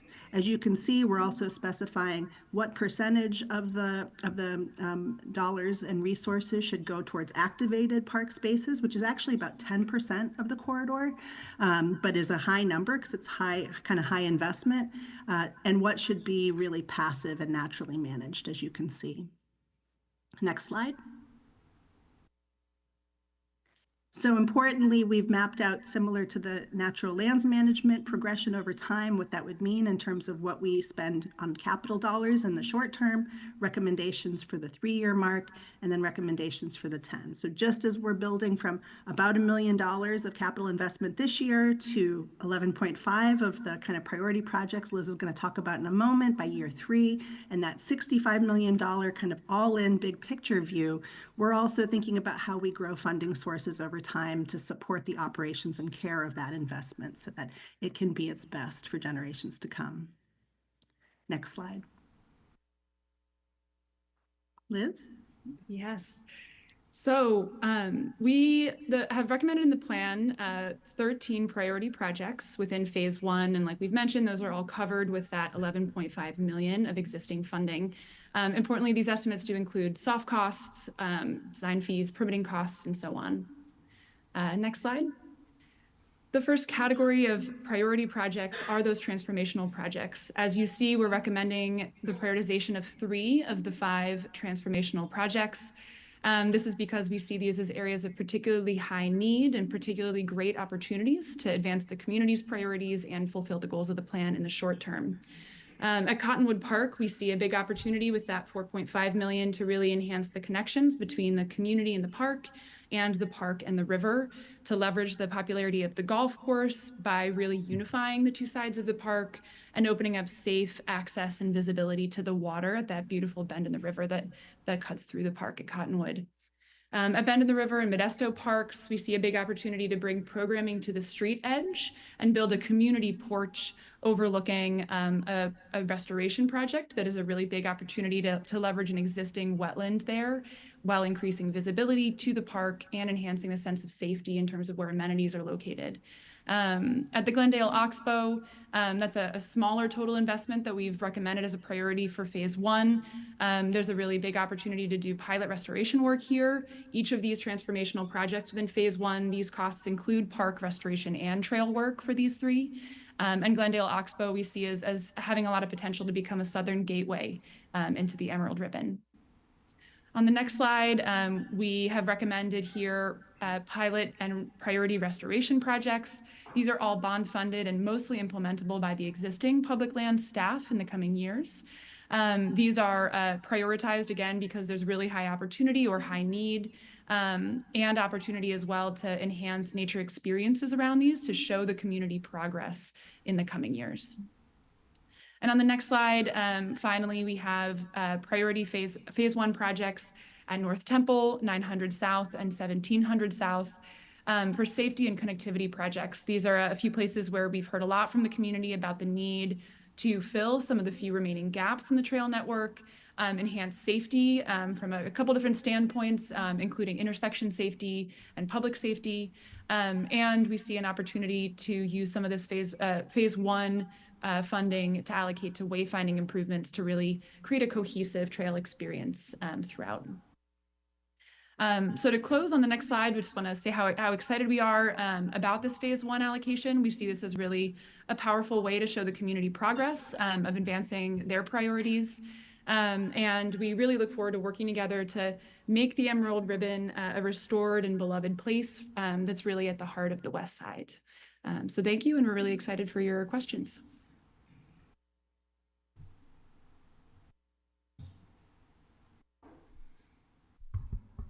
Yes, Councilmember Petro.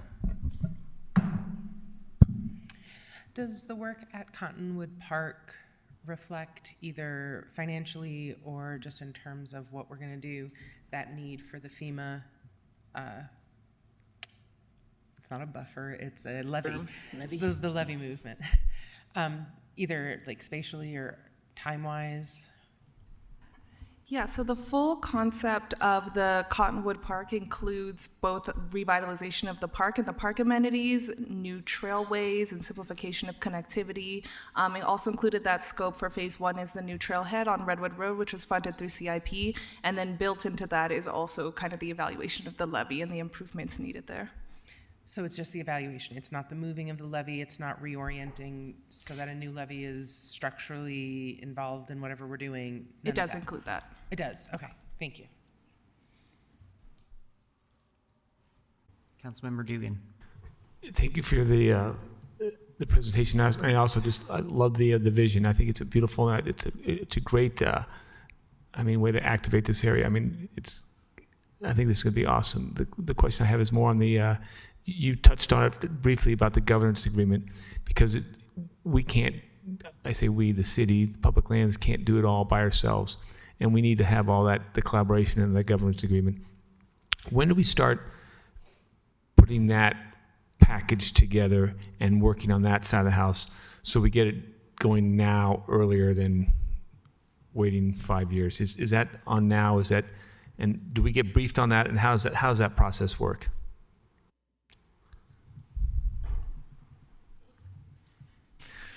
He realized that we didn't know the answer as well as he did, so go ahead. Great question, Councilmember Dugan. I think there are a lot of areas where we need to establish improved public-private partnerships for the Jordan River. I think we can start on that now, and we have in a couple areas that are outlined in this plan. I'll just talk about two of those. So for programming and activation, Public Lands is not well-staffed to lead out on large public or programming and activation of our public lands. And so we're exploring partnerships right now with several different nonprofits on Salt Lake City's west side, along with the Salt Lake City School District, that in 2025 would target 3 locations on the Jordan River to actively program those spaces and also provide increased stewardship. So that's just one example, and I think there's a lot more when it comes to management that really are recommended in the plan that need to move forward now, not waiting 10 years to kind of start working on this. And so the idea is a governance agreement, just a big governance agreement with smaller regional or park-focused agreements as you go up the river? Or is it just one governance agreement that would work at all? Or that's still like TBD? Yeah, I think that's a big TBD. I think right now I would say there needs to be multiple different governance agreements for different priorities along the Jordan River. And so one of the key things within the natural, or what in the plan is the recommendation of increased natural areas. And so we need a partnership with the Forestry, Fire, and State Lands, the state of Utah, the county, and public utilities. And that's what we've done at like the Cornell Wetlands in Rose Park. And I think we're starting after a couple of years to really see how an agreement on one specific place can have positive impacts. I see it being multiple different governance agreements for different priorities. And I'm sorry, on the same thing on that same topic, the funding could, the impact to the city could also be reduced depending on what we have on that governance agreement from other entities, the private partnership, the donations and everything else. I mean, I know it's not going to be a lot of it, but there still could be some funding sources and some support there to keep the park up to speed or keep the park up to a great level of a service without impacting the city so much. Yes, I think that has to be a component of the implementation. And I'll use the Cornell Wetlands again in Rose Park, but the improvements that were implemented over the past 3 years out at that location were not funded through public lands. It was funded through stormwater fees through public utilities. It was funded through the state of Utah that provided operational maintenance and conservation corps crews. And the plants that were planted at that location were grown by the state of Utah and the Department of Corrections. And so I think that level of like having multiple partners come together to fund those and to prioritize those is going to be critical. Thank you very much. Appreciate it. Thanks a lot. Nice work. Yes. Yeah. You? I know. I know she's next, but is it you after? Okay. Yeah, go ahead. So I appreciate you bringing up that there are multiple entities at play. So one of the things that I think I've been wondering as we look at, this project and other projects across the city, where we have that type of kind of shared partnership and governance, I'm wondering about the opportunity to kind of create a list of roles and responsibilities that are core to the city, where it's like, these are the things that we are here for, and I appreciate that sometimes you've got to ebb and flow on those pieces. Jordan River, there it is. Okay, it all connects. But like in order to be able to say, like, take advantage of a really great grant opportunity, or you have, a nonprofit who's like, man, we really want to come in. You're like, normally the city does that, but we're happy to, like, here. But I think creating that kind of like, these are our core, responsibilities would help not just me as a council member in terms of then having an expectation and understanding of when we engage in these projects, like these are the things that we're going to engage in, but also for our partners who I think sometimes may lack the understanding of all the different efforts that we have at the city. You just named several, that are involved in these efforts to get clear. So just a thought for the future, not a need here today, but as we look forward, I think that could be an opportunity. Yes, Lopez Chavez. Thank you. Thank you for the presentation. I'm super excited by this. I would like to ask the question, how does the city's public safety plan help categorize or change how you would implement some of your programming? I'll speak to, I guess, two areas of the public safety plan that I think will kind of overlap with this, and one is public safety. Obviously, we know that we have a lot of challenges existing currently on the Jordan River. Security of these spaces, North Temple is a perfect example of that, and so I think increased police enforcement is critical for our operations team to be successful. I think the other thing that we're looking at right now is enhanced park security, and that's a recommendation in the public safety plan as well, and that would target specific areas and specific parks along the Jordan River where we have a lot of those impacts, and those types of things can really alleviate the maintenance burden that our teams are facing right now. And then I think the third one that's identified in the public safety plan is a more integrated command center that can be responsible for operating park security cameras. And we're looking at that at the International Peace Gardens as well as a first pilot location. Yeah, thank you. That's great. Thank you. Okay, I have a comment. It's a little trivial, but I think the term Emerald Ribbon is confusing. I think we should just call it the Jordan River Trail because it's already branded as that. And so I think adding a new name to it is maybe not the smartest from a branding perspective, but you can ignore that. I'll never say it again.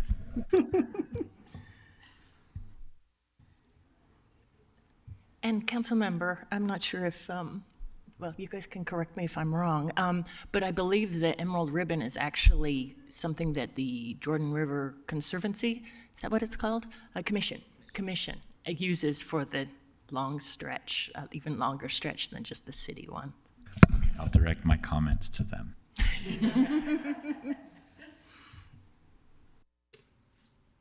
All right. Thank you so much. Appreciate it. Nice work. We will go to agenda item number 7, which is Green Loop guidelines and next steps. And we still have Allison at the table, but we will also have, Blake, I we will believe. have Megan Ewell and Blake Thomas on this. Yes. Everyone's in green. As are you, Mr. Chair.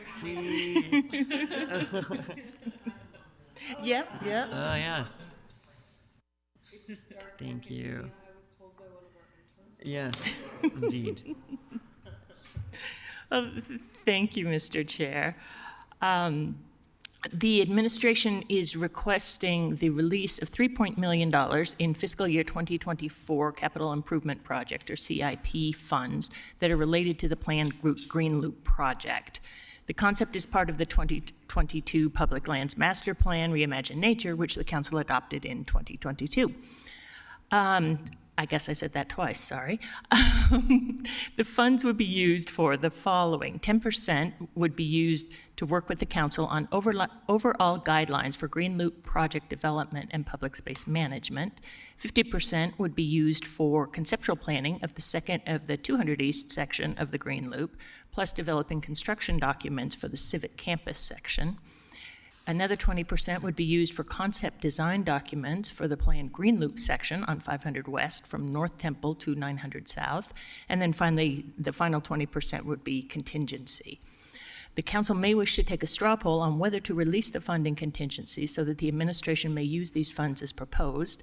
And the council may also wish to review with the administration an updated version of attachment C2, Public Lands Major Capital Projects Update, which was included as the staff report, and this was requested by several council members in previous meetings. Thanks. Thank you. All yours. All right, next slide, please. Sorry, we have Nancy Montague as well. Monteith as well. Sorry, I didn't announce you earlier when you were sitting down. So good to have you. Thank you. Thanks. Good evening, council members. Thank you for your time and consideration of the administration's proposal today. I'm Blake Thomas, the mayor's senior advisor on real estate and capital projects, and next to me is Nancy Monteith, who's a senior landscape architect in the Public Land Department. We want to recognize the close collaboration with the department's divisions and other disciplines together in advancing the Green Loop, including the transportation and engineering divisions and the public utilities department. I know John Larson is in the crowd. At the risk of stealing their thunder, I'm proud to report the Transportation and Engineering Division entirely caught up on their project queue or backlog.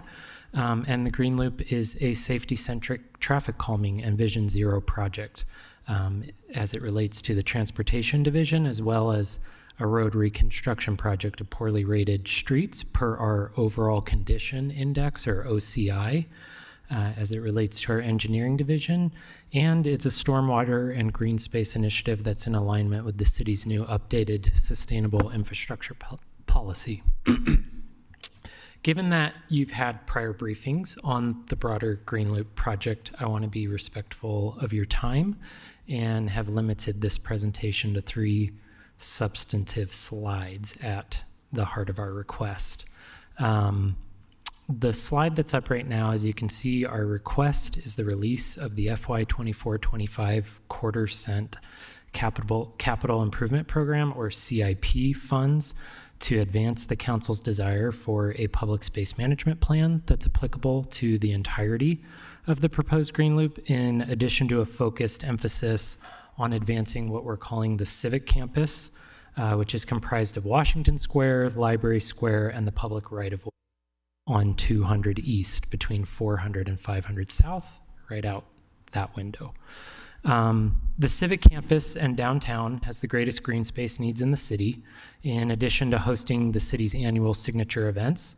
So we're partnering closely with the library to ensure that our Civic Campus efforts are complementary with the desire to deliver a downtown livability project for individuals and families.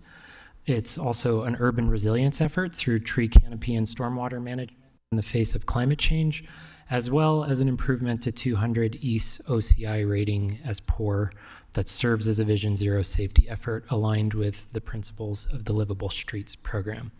I promise not to get too verbose about the benefits of the broader project. So with that said, I will turn it over to Nancy to discuss the 3 deliverables we commit to producing if last year's funding is made available.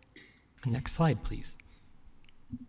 Yes, so to talk a little more specifically about the 3 deliverables that we're discussing today, the first effort is to develop the public space management guidelines. And this effort is really going to be informed by the Utah Performing Arts Center, now Eccles Theater design guidelines that the city produced in 2012. And it will also incorporate the recently published Salt Lake City Public Safety Plan, and can also draw from other practices across the country, such as the City of Seattle's recent closed circuit television crime prevention initiative. The second deliverable that we've been talking about is the design and construction documents for the Civic Campus.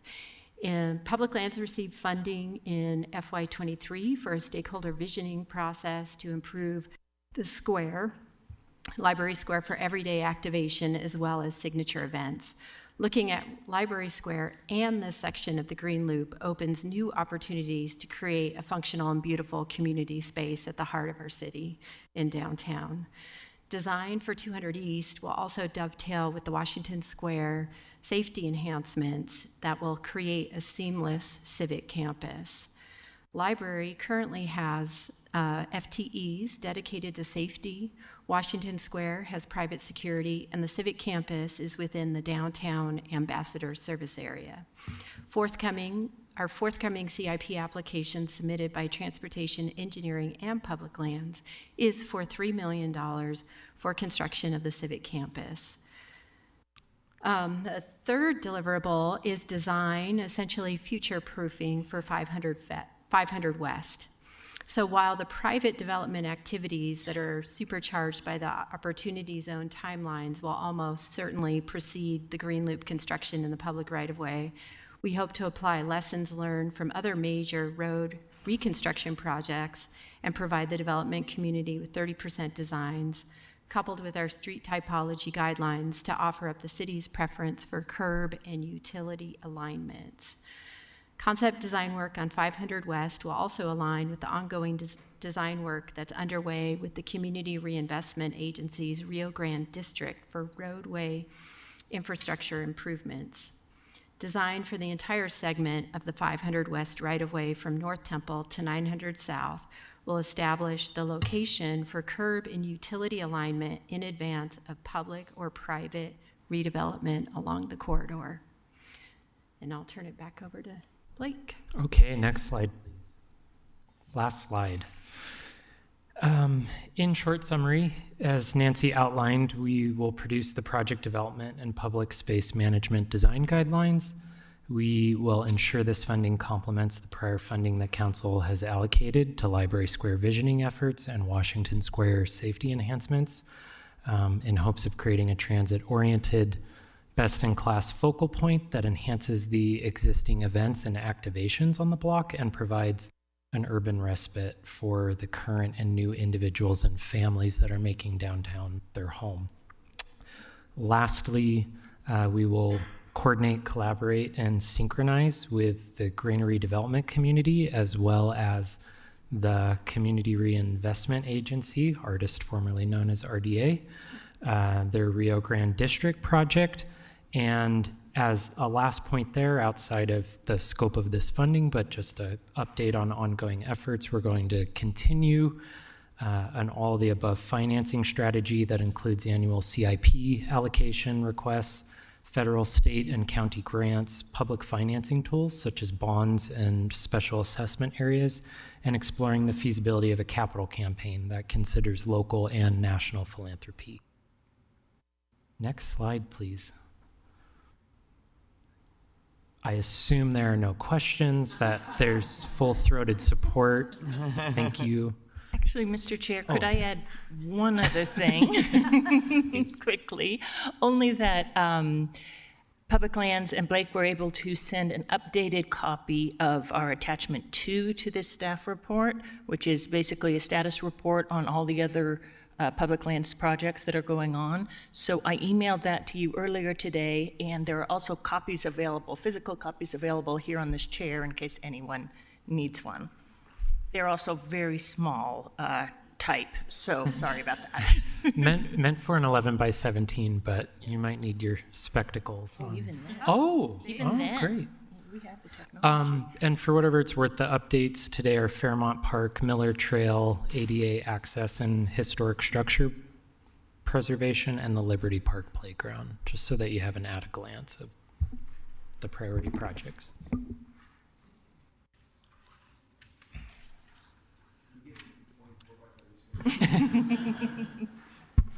Like I said, check your email. You can zoom in with Adobe. Mr. Chair, I've got a question. Go ahead. And first off, thank you for taking our comments last year and for meeting with us.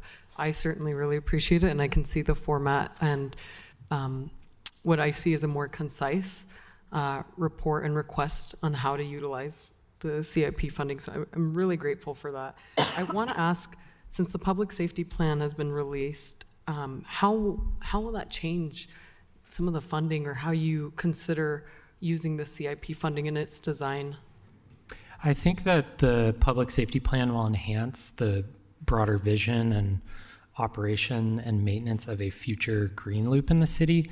I think that the cameras, which were mentioned the last presentation, also with the design guidelines and project development plan, I think there's an opportunity to look at other cities, like, for example, Seattle just approved a pilot program with a 7-to-1 vote of funding closed circuit cameras in public spaces to increase safety there.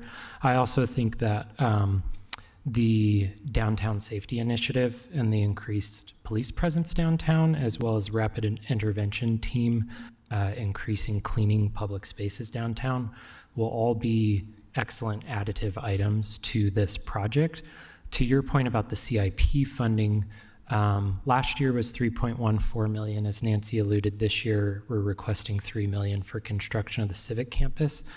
The ideal portion of that funding is the parks impact fees. So those are legally only allowed to be used for new development and not maintenance of existing spaces or assets. So my hope is that what is called for in the public safety plan enhances the safety and operations of the public space, and our funding source is a fractional percentage of the broader parks impact fees that are generated, so there is still other funding to spread across other projects.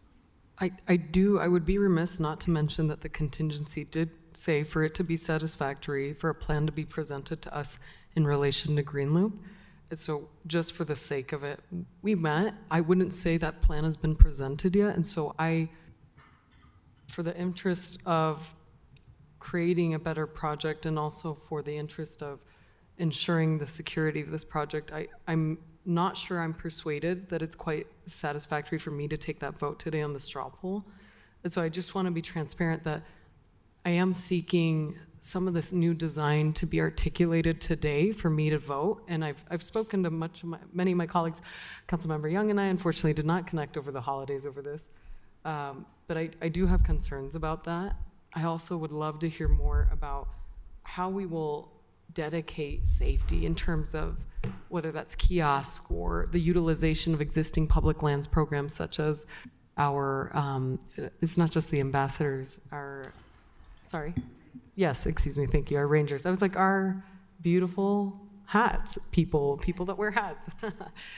But I'd love to hear that. I want to give you time to respond today because I really do want to release these funds. Yeah. But in terms of how the contingency was written, I'm not persuaded that we did our work as a city to still try to satisfy that. Sure. I think one, there's the public safety plan that was just produced. That's a wholly separate effort from this, but complementary. To your earlier point, we are requesting the funding to produce what you're asking for. So the contingency was we will release these funds for a public realm management or public safety management plan. So we're requesting for this funding to complete that, if that makes sense. Okay, Councilmember Young and then Councilmember Pui. Thank you. So can you go back to the slide that had deliverables? Did we lose the slide deck?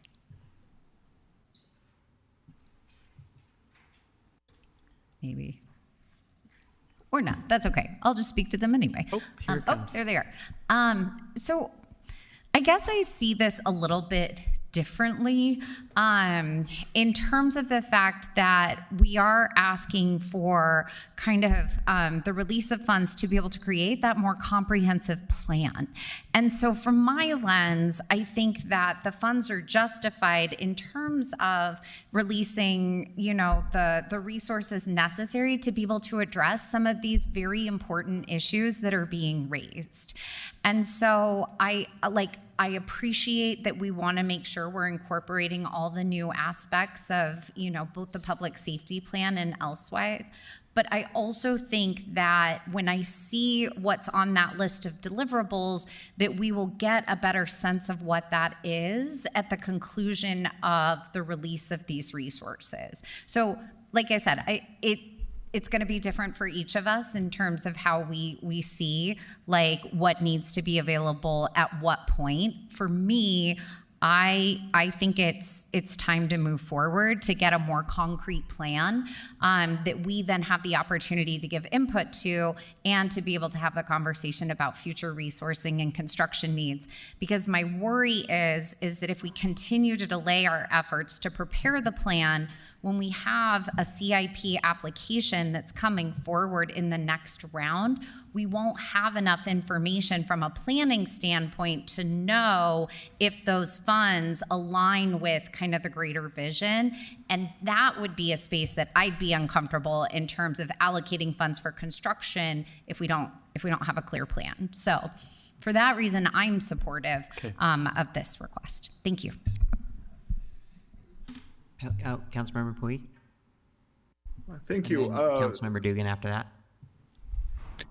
Thank you, Blake, for the presentation. I certainly, coming up with the plan.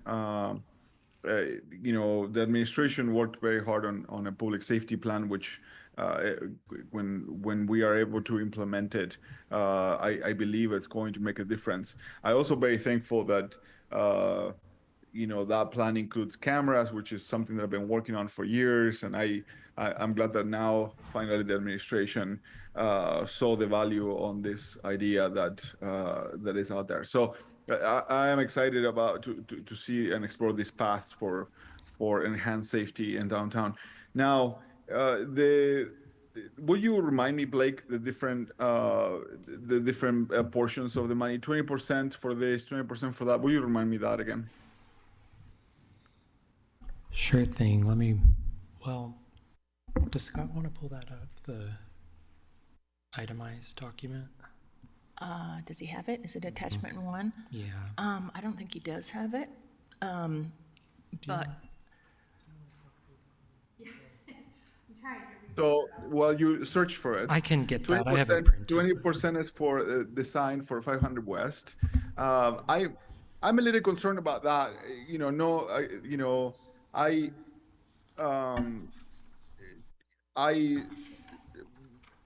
Certainly I had some issues with the whole concept because we have so many things that are being cooked at the same time, and certainly we have a lot of troubles in public lands, and we are not able to deliver in time in some of the departments, and we are doing a lot, and we are dreaming big, and I love that.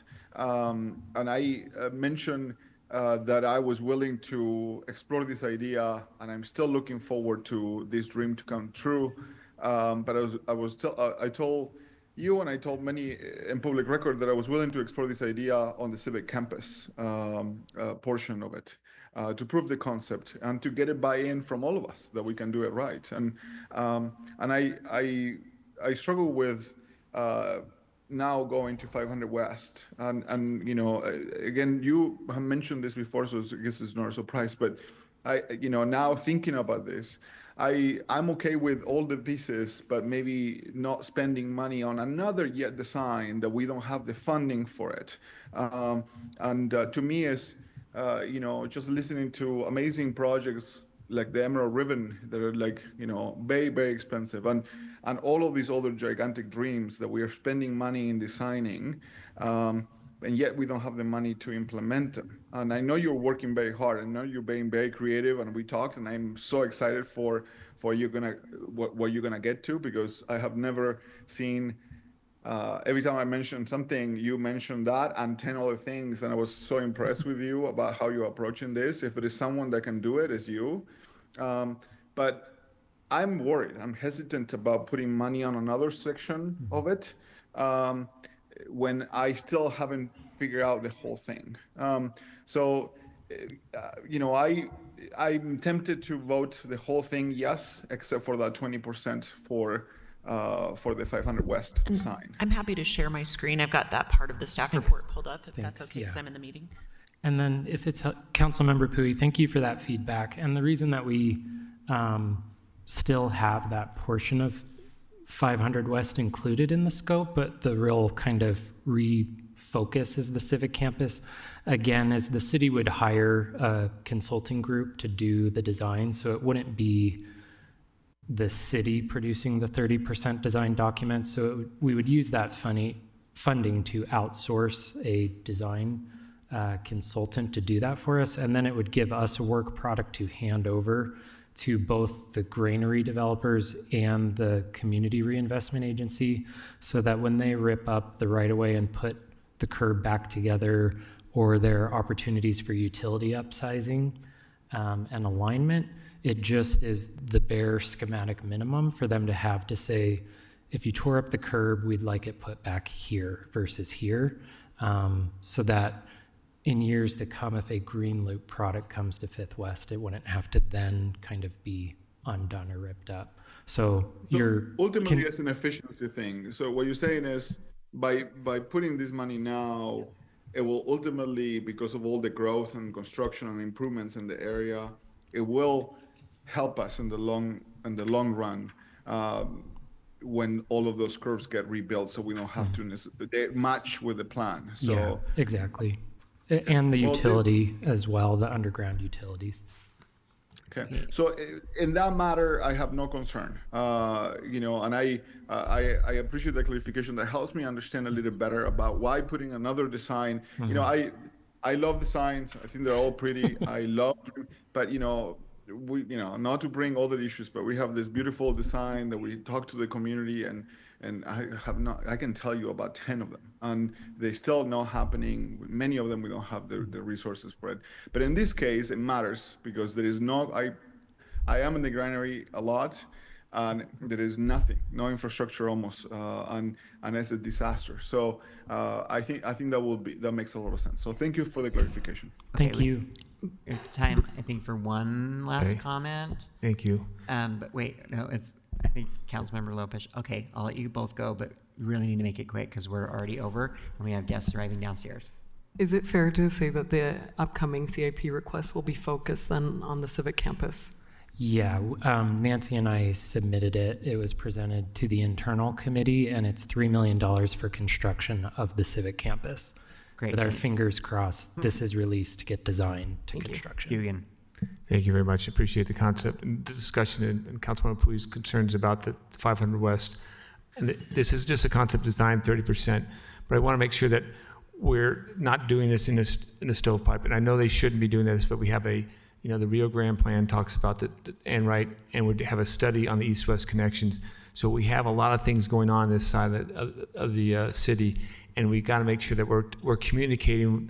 The contractors are communicating with each other and making sure that the developers also know this is a 30% design review. It's not a 70%. It's not a final design review, and we got to make sure that we're not hamstringing future big projects because we're going bold because of this sturdy design. So we need to do it, but we also need to make sure that we're communicating with everybody else across the board on other studies going on. Thank you. Thank you. Appreciate it. Thank you. Thank you. Oh, yes, you need a straw poll. I'm sorry. Would like to propose a straw poll. Okay, if we're going to do straw poll, I do need to say, I would like to go on record as saying that I'm going to vote to release funds for a plan. I am not going to vote to release funds so that I can be bound to another timeline. When I voted for Reimagine Nature, I did not know that I would be compelled to a timeline. We got a really sobering budget update during Budget Amendment 3. I'm not going to be compelled to a timeline just because we're doing a plan. So did you want to propose a straw poll? Sure, Okay. for the release of the funds. Okay, all those in favor, or we'll just show how you feel either way. Okay, that is a thumbs up, unanimous thumbs up. That brings us to agenda item number 8, which is a straw poll that's needed for the Ivory University house. On this item, we have Tammy Hunsaker, the Director of Community and Neighborhoods.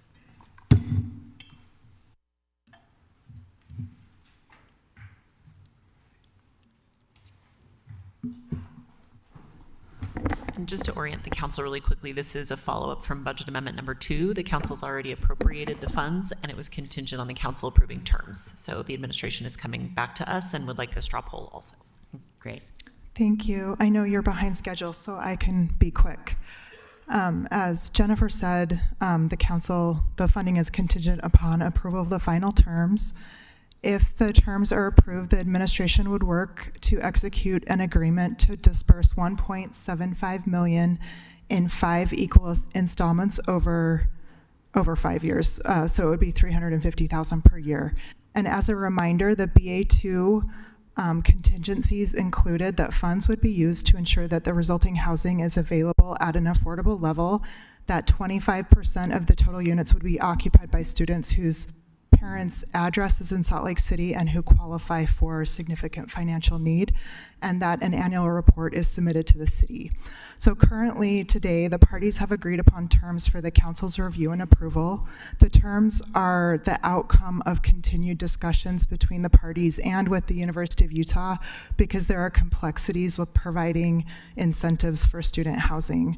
So of note, the agreed upon terms differ slightly from the contingencies that the council approved through BA2. Most significantly, rather than setting aside 25% of the units, funding would be issued as housing stipends to students to rent a bedroom at or a unit at Ivory University House.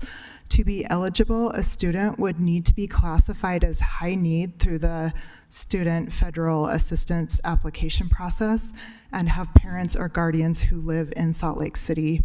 Of note, the University of Utah would need to be involved on some level in qualifying students as financial need for students is kept confidential by the University of Utah. So the stipend would cover 60% of the standard rental rate at Ivory University House. The monthly cost of a unit currently ranges between $1,000 for a bedroom in a congregate housing unit to $1,500 for a studio. So for, as an example, a 60% stipend for the $1,500 unit would cover about $900 per month, leaving the student to pay $600 per month. We have heard from the community and from the University of Utah that we do need to provide a significant incentive for students to choose on-campus housing, especially students who come from low-income families, because if they don't have a significant financial incentive, they will just live at home. And there are several benefits for a student to be able to live on campus. Ivory University House would provide stipends until the funds are fully expended. The rate at which funds are expended would depend on how many qualifying students there are per year who want to live in Ivory University House. It will depend on, there's a range of unit types, there's 3 different unit types, but we estimate that the funding would provide 180 annual housing stipends over the complete fund expenditure. So we are looking for a straw poll for the council to approve these final terms. Is rent inclusive of utilities? We do have a representative from Ivory University House. I would say yes, but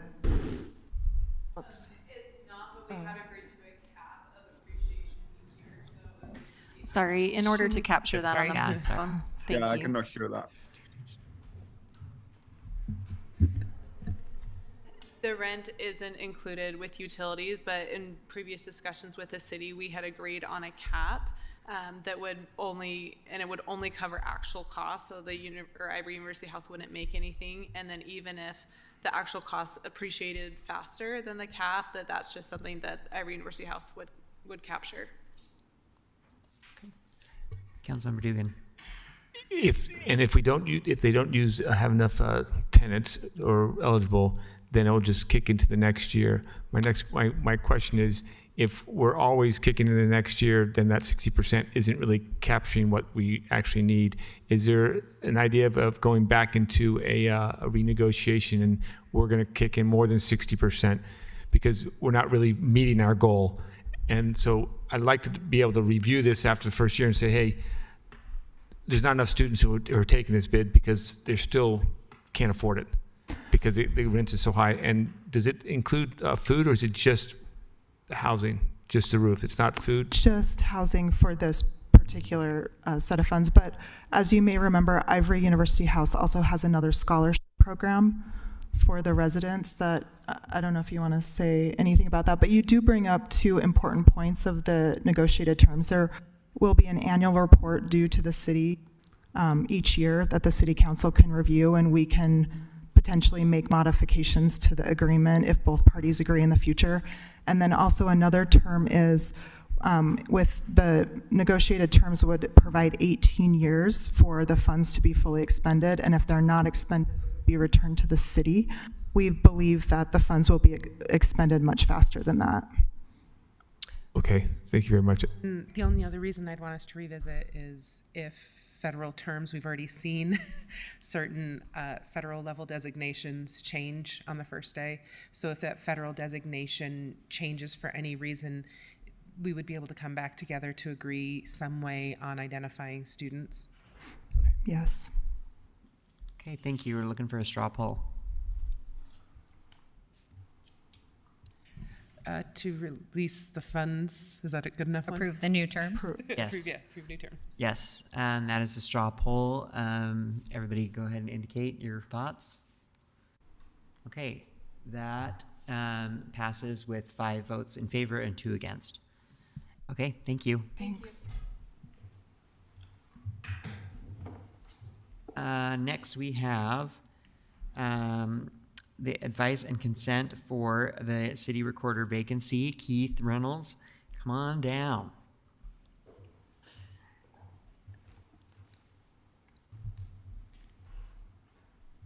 So Keith, this is your time to tell us a little bit about yourself and why you're interested in this position and anything else you'd like us to know. Awesome. Thank you, Chair. And thank you, Council, for having me. My name is Keith Reynolds. I've been a Salt Lake City employee for about 9 years. Currently, I am the Deputy City Recorder under Cindy Lou. It's been a great 3-4 years working with Cindy Lou. I really owe a lot to her in my career. So my time in as the Deputy City Recorder, I mostly work in records management, training, and Grandma. Some of you might know me from Grandma. Sorry about that. But I've also been in the background in most of our processes throughout what we do throughout the city, throughout the community as well. So I've been with the City Recorder Office for about 3 years, since 2021, well, 4 years now, I guess. Prior to that, I started my tenure with the city working in the engineering department as their records and information manager. And then I did 1 year with contracts in engineering. So I was putting through all of the city right-of-way contracts for the year, just about 6 months before the pandemic and about 6 months after the pandemic, which was a complicated time to be doing contracts.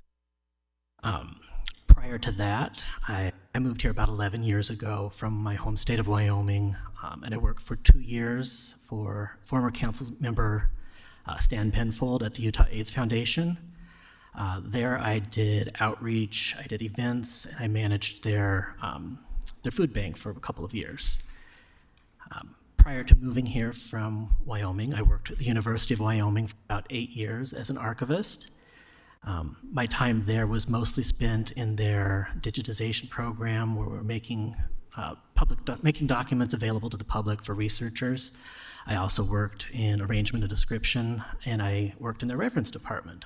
I also did a lot of research for them, for exhibits, for papers, that sort of thing.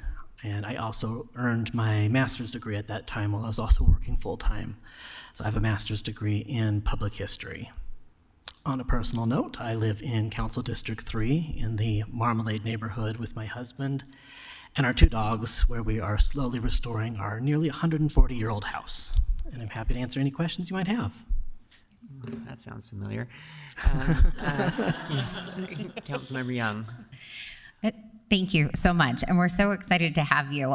2 things. First and foremost, I think it speaks incredibly highly of the city in the fact that you are here today for this opportunity. Not only have you demonstrated your commitment to Salt Lake through multiple roles, but I always think it's incredible when we see individuals coming up through the city system to then assume roles of leadership. Because to me, that says that not only do we have folks who are dedicated, but that the city as a workplace is providing the training for individuals, their skills, so they're eligible for that next step. So I love it, and I'm super excited for that. The other thing I'll say is I got a very compelling email from one constituent named Cindy Cromer, who was like, it's like, Keith is our guy. And I'm like, well, if Cindy thinks so, then like we can't go wrong. So thank you for your willingness to be a leader, and I'm super excited.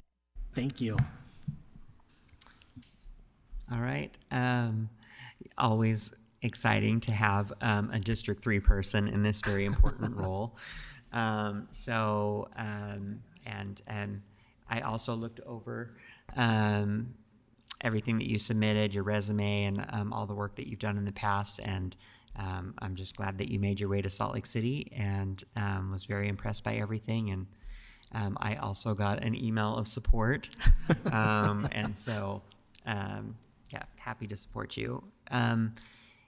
Unless there are any other questions? Okay, so as you've heard me say many times before, you need not be present to win, but I think you probably will be present today. And so anyway, but thank you so much for your willingness to serve the residents of Salt Lake City. Thank you. All right, thank you. Okay, council members, that is the end of our agenda. Well, basically, standing items. Any report? No report from me. Any report from you, Councilmember Pui? Vice Chair Pui? No report. Okay. And Executive Director? Yeah, Councilmember Dugan serves as the chair of the Utah Renewable Communities Board. He just has a brief update to share about some recent conversations that the board has been having with Rocky Mountain Power and sort of the next steps that are coming and how it relates to the city's budget and sustainability department. Councilmember Dugan, every moment that you take is taking away from Cindy Gus Jensen. Yes, and you're right. from enchiladas. So please keep that in mind while you make your comments. Thank you. No pressure there. Yeah. Yeah.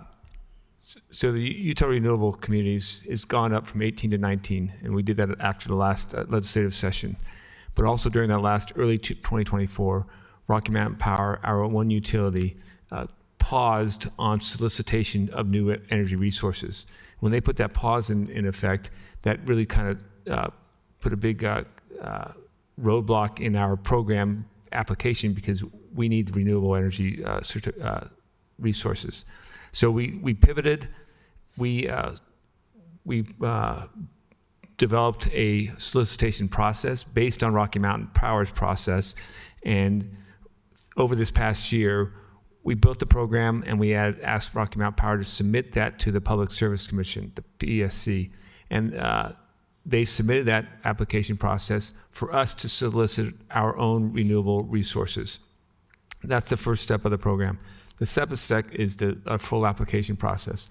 And over this past year, working with the mayor and working with the Rocky Mountain Power leadership, we kind of push them to continue on our application process. And it's been delayed probably by at least 2 years through a lot of just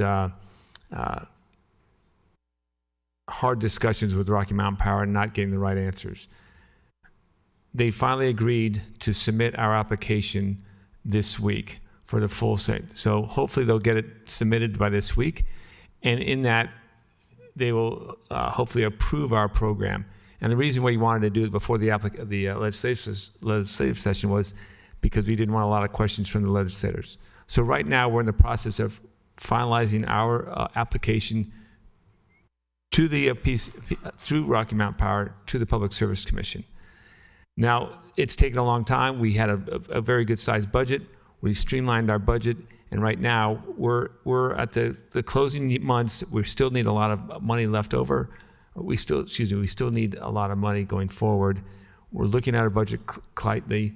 We're looking right now also working with a renewable or a green energy nonprofit organization of getting donations to support our program. Since it's a program where the agency is not coming to the city, one city, but the agency, which is 19 collective cities, Mill Creek being our treasurer at that point. So we're looking at that to help us fund it. Right now, we're not asking for the cities for additional funding, but we are asking for some donations from the outside world to help us get over the goal line here with Rocky Mountain Power. So that's where we are right now, and we're hoping after we submit the application this week, it's probably 6 or 8 more months before we actually see some approval rating, and then we'll go forward at that point. Just giving you the update that funding is tight, but we are trying to be very conservative with our funding and looking for other sources for funding. So that's just update. Thank you. All right, thank you so much. Anything else? Great, we're adjourned. Enchiladas down.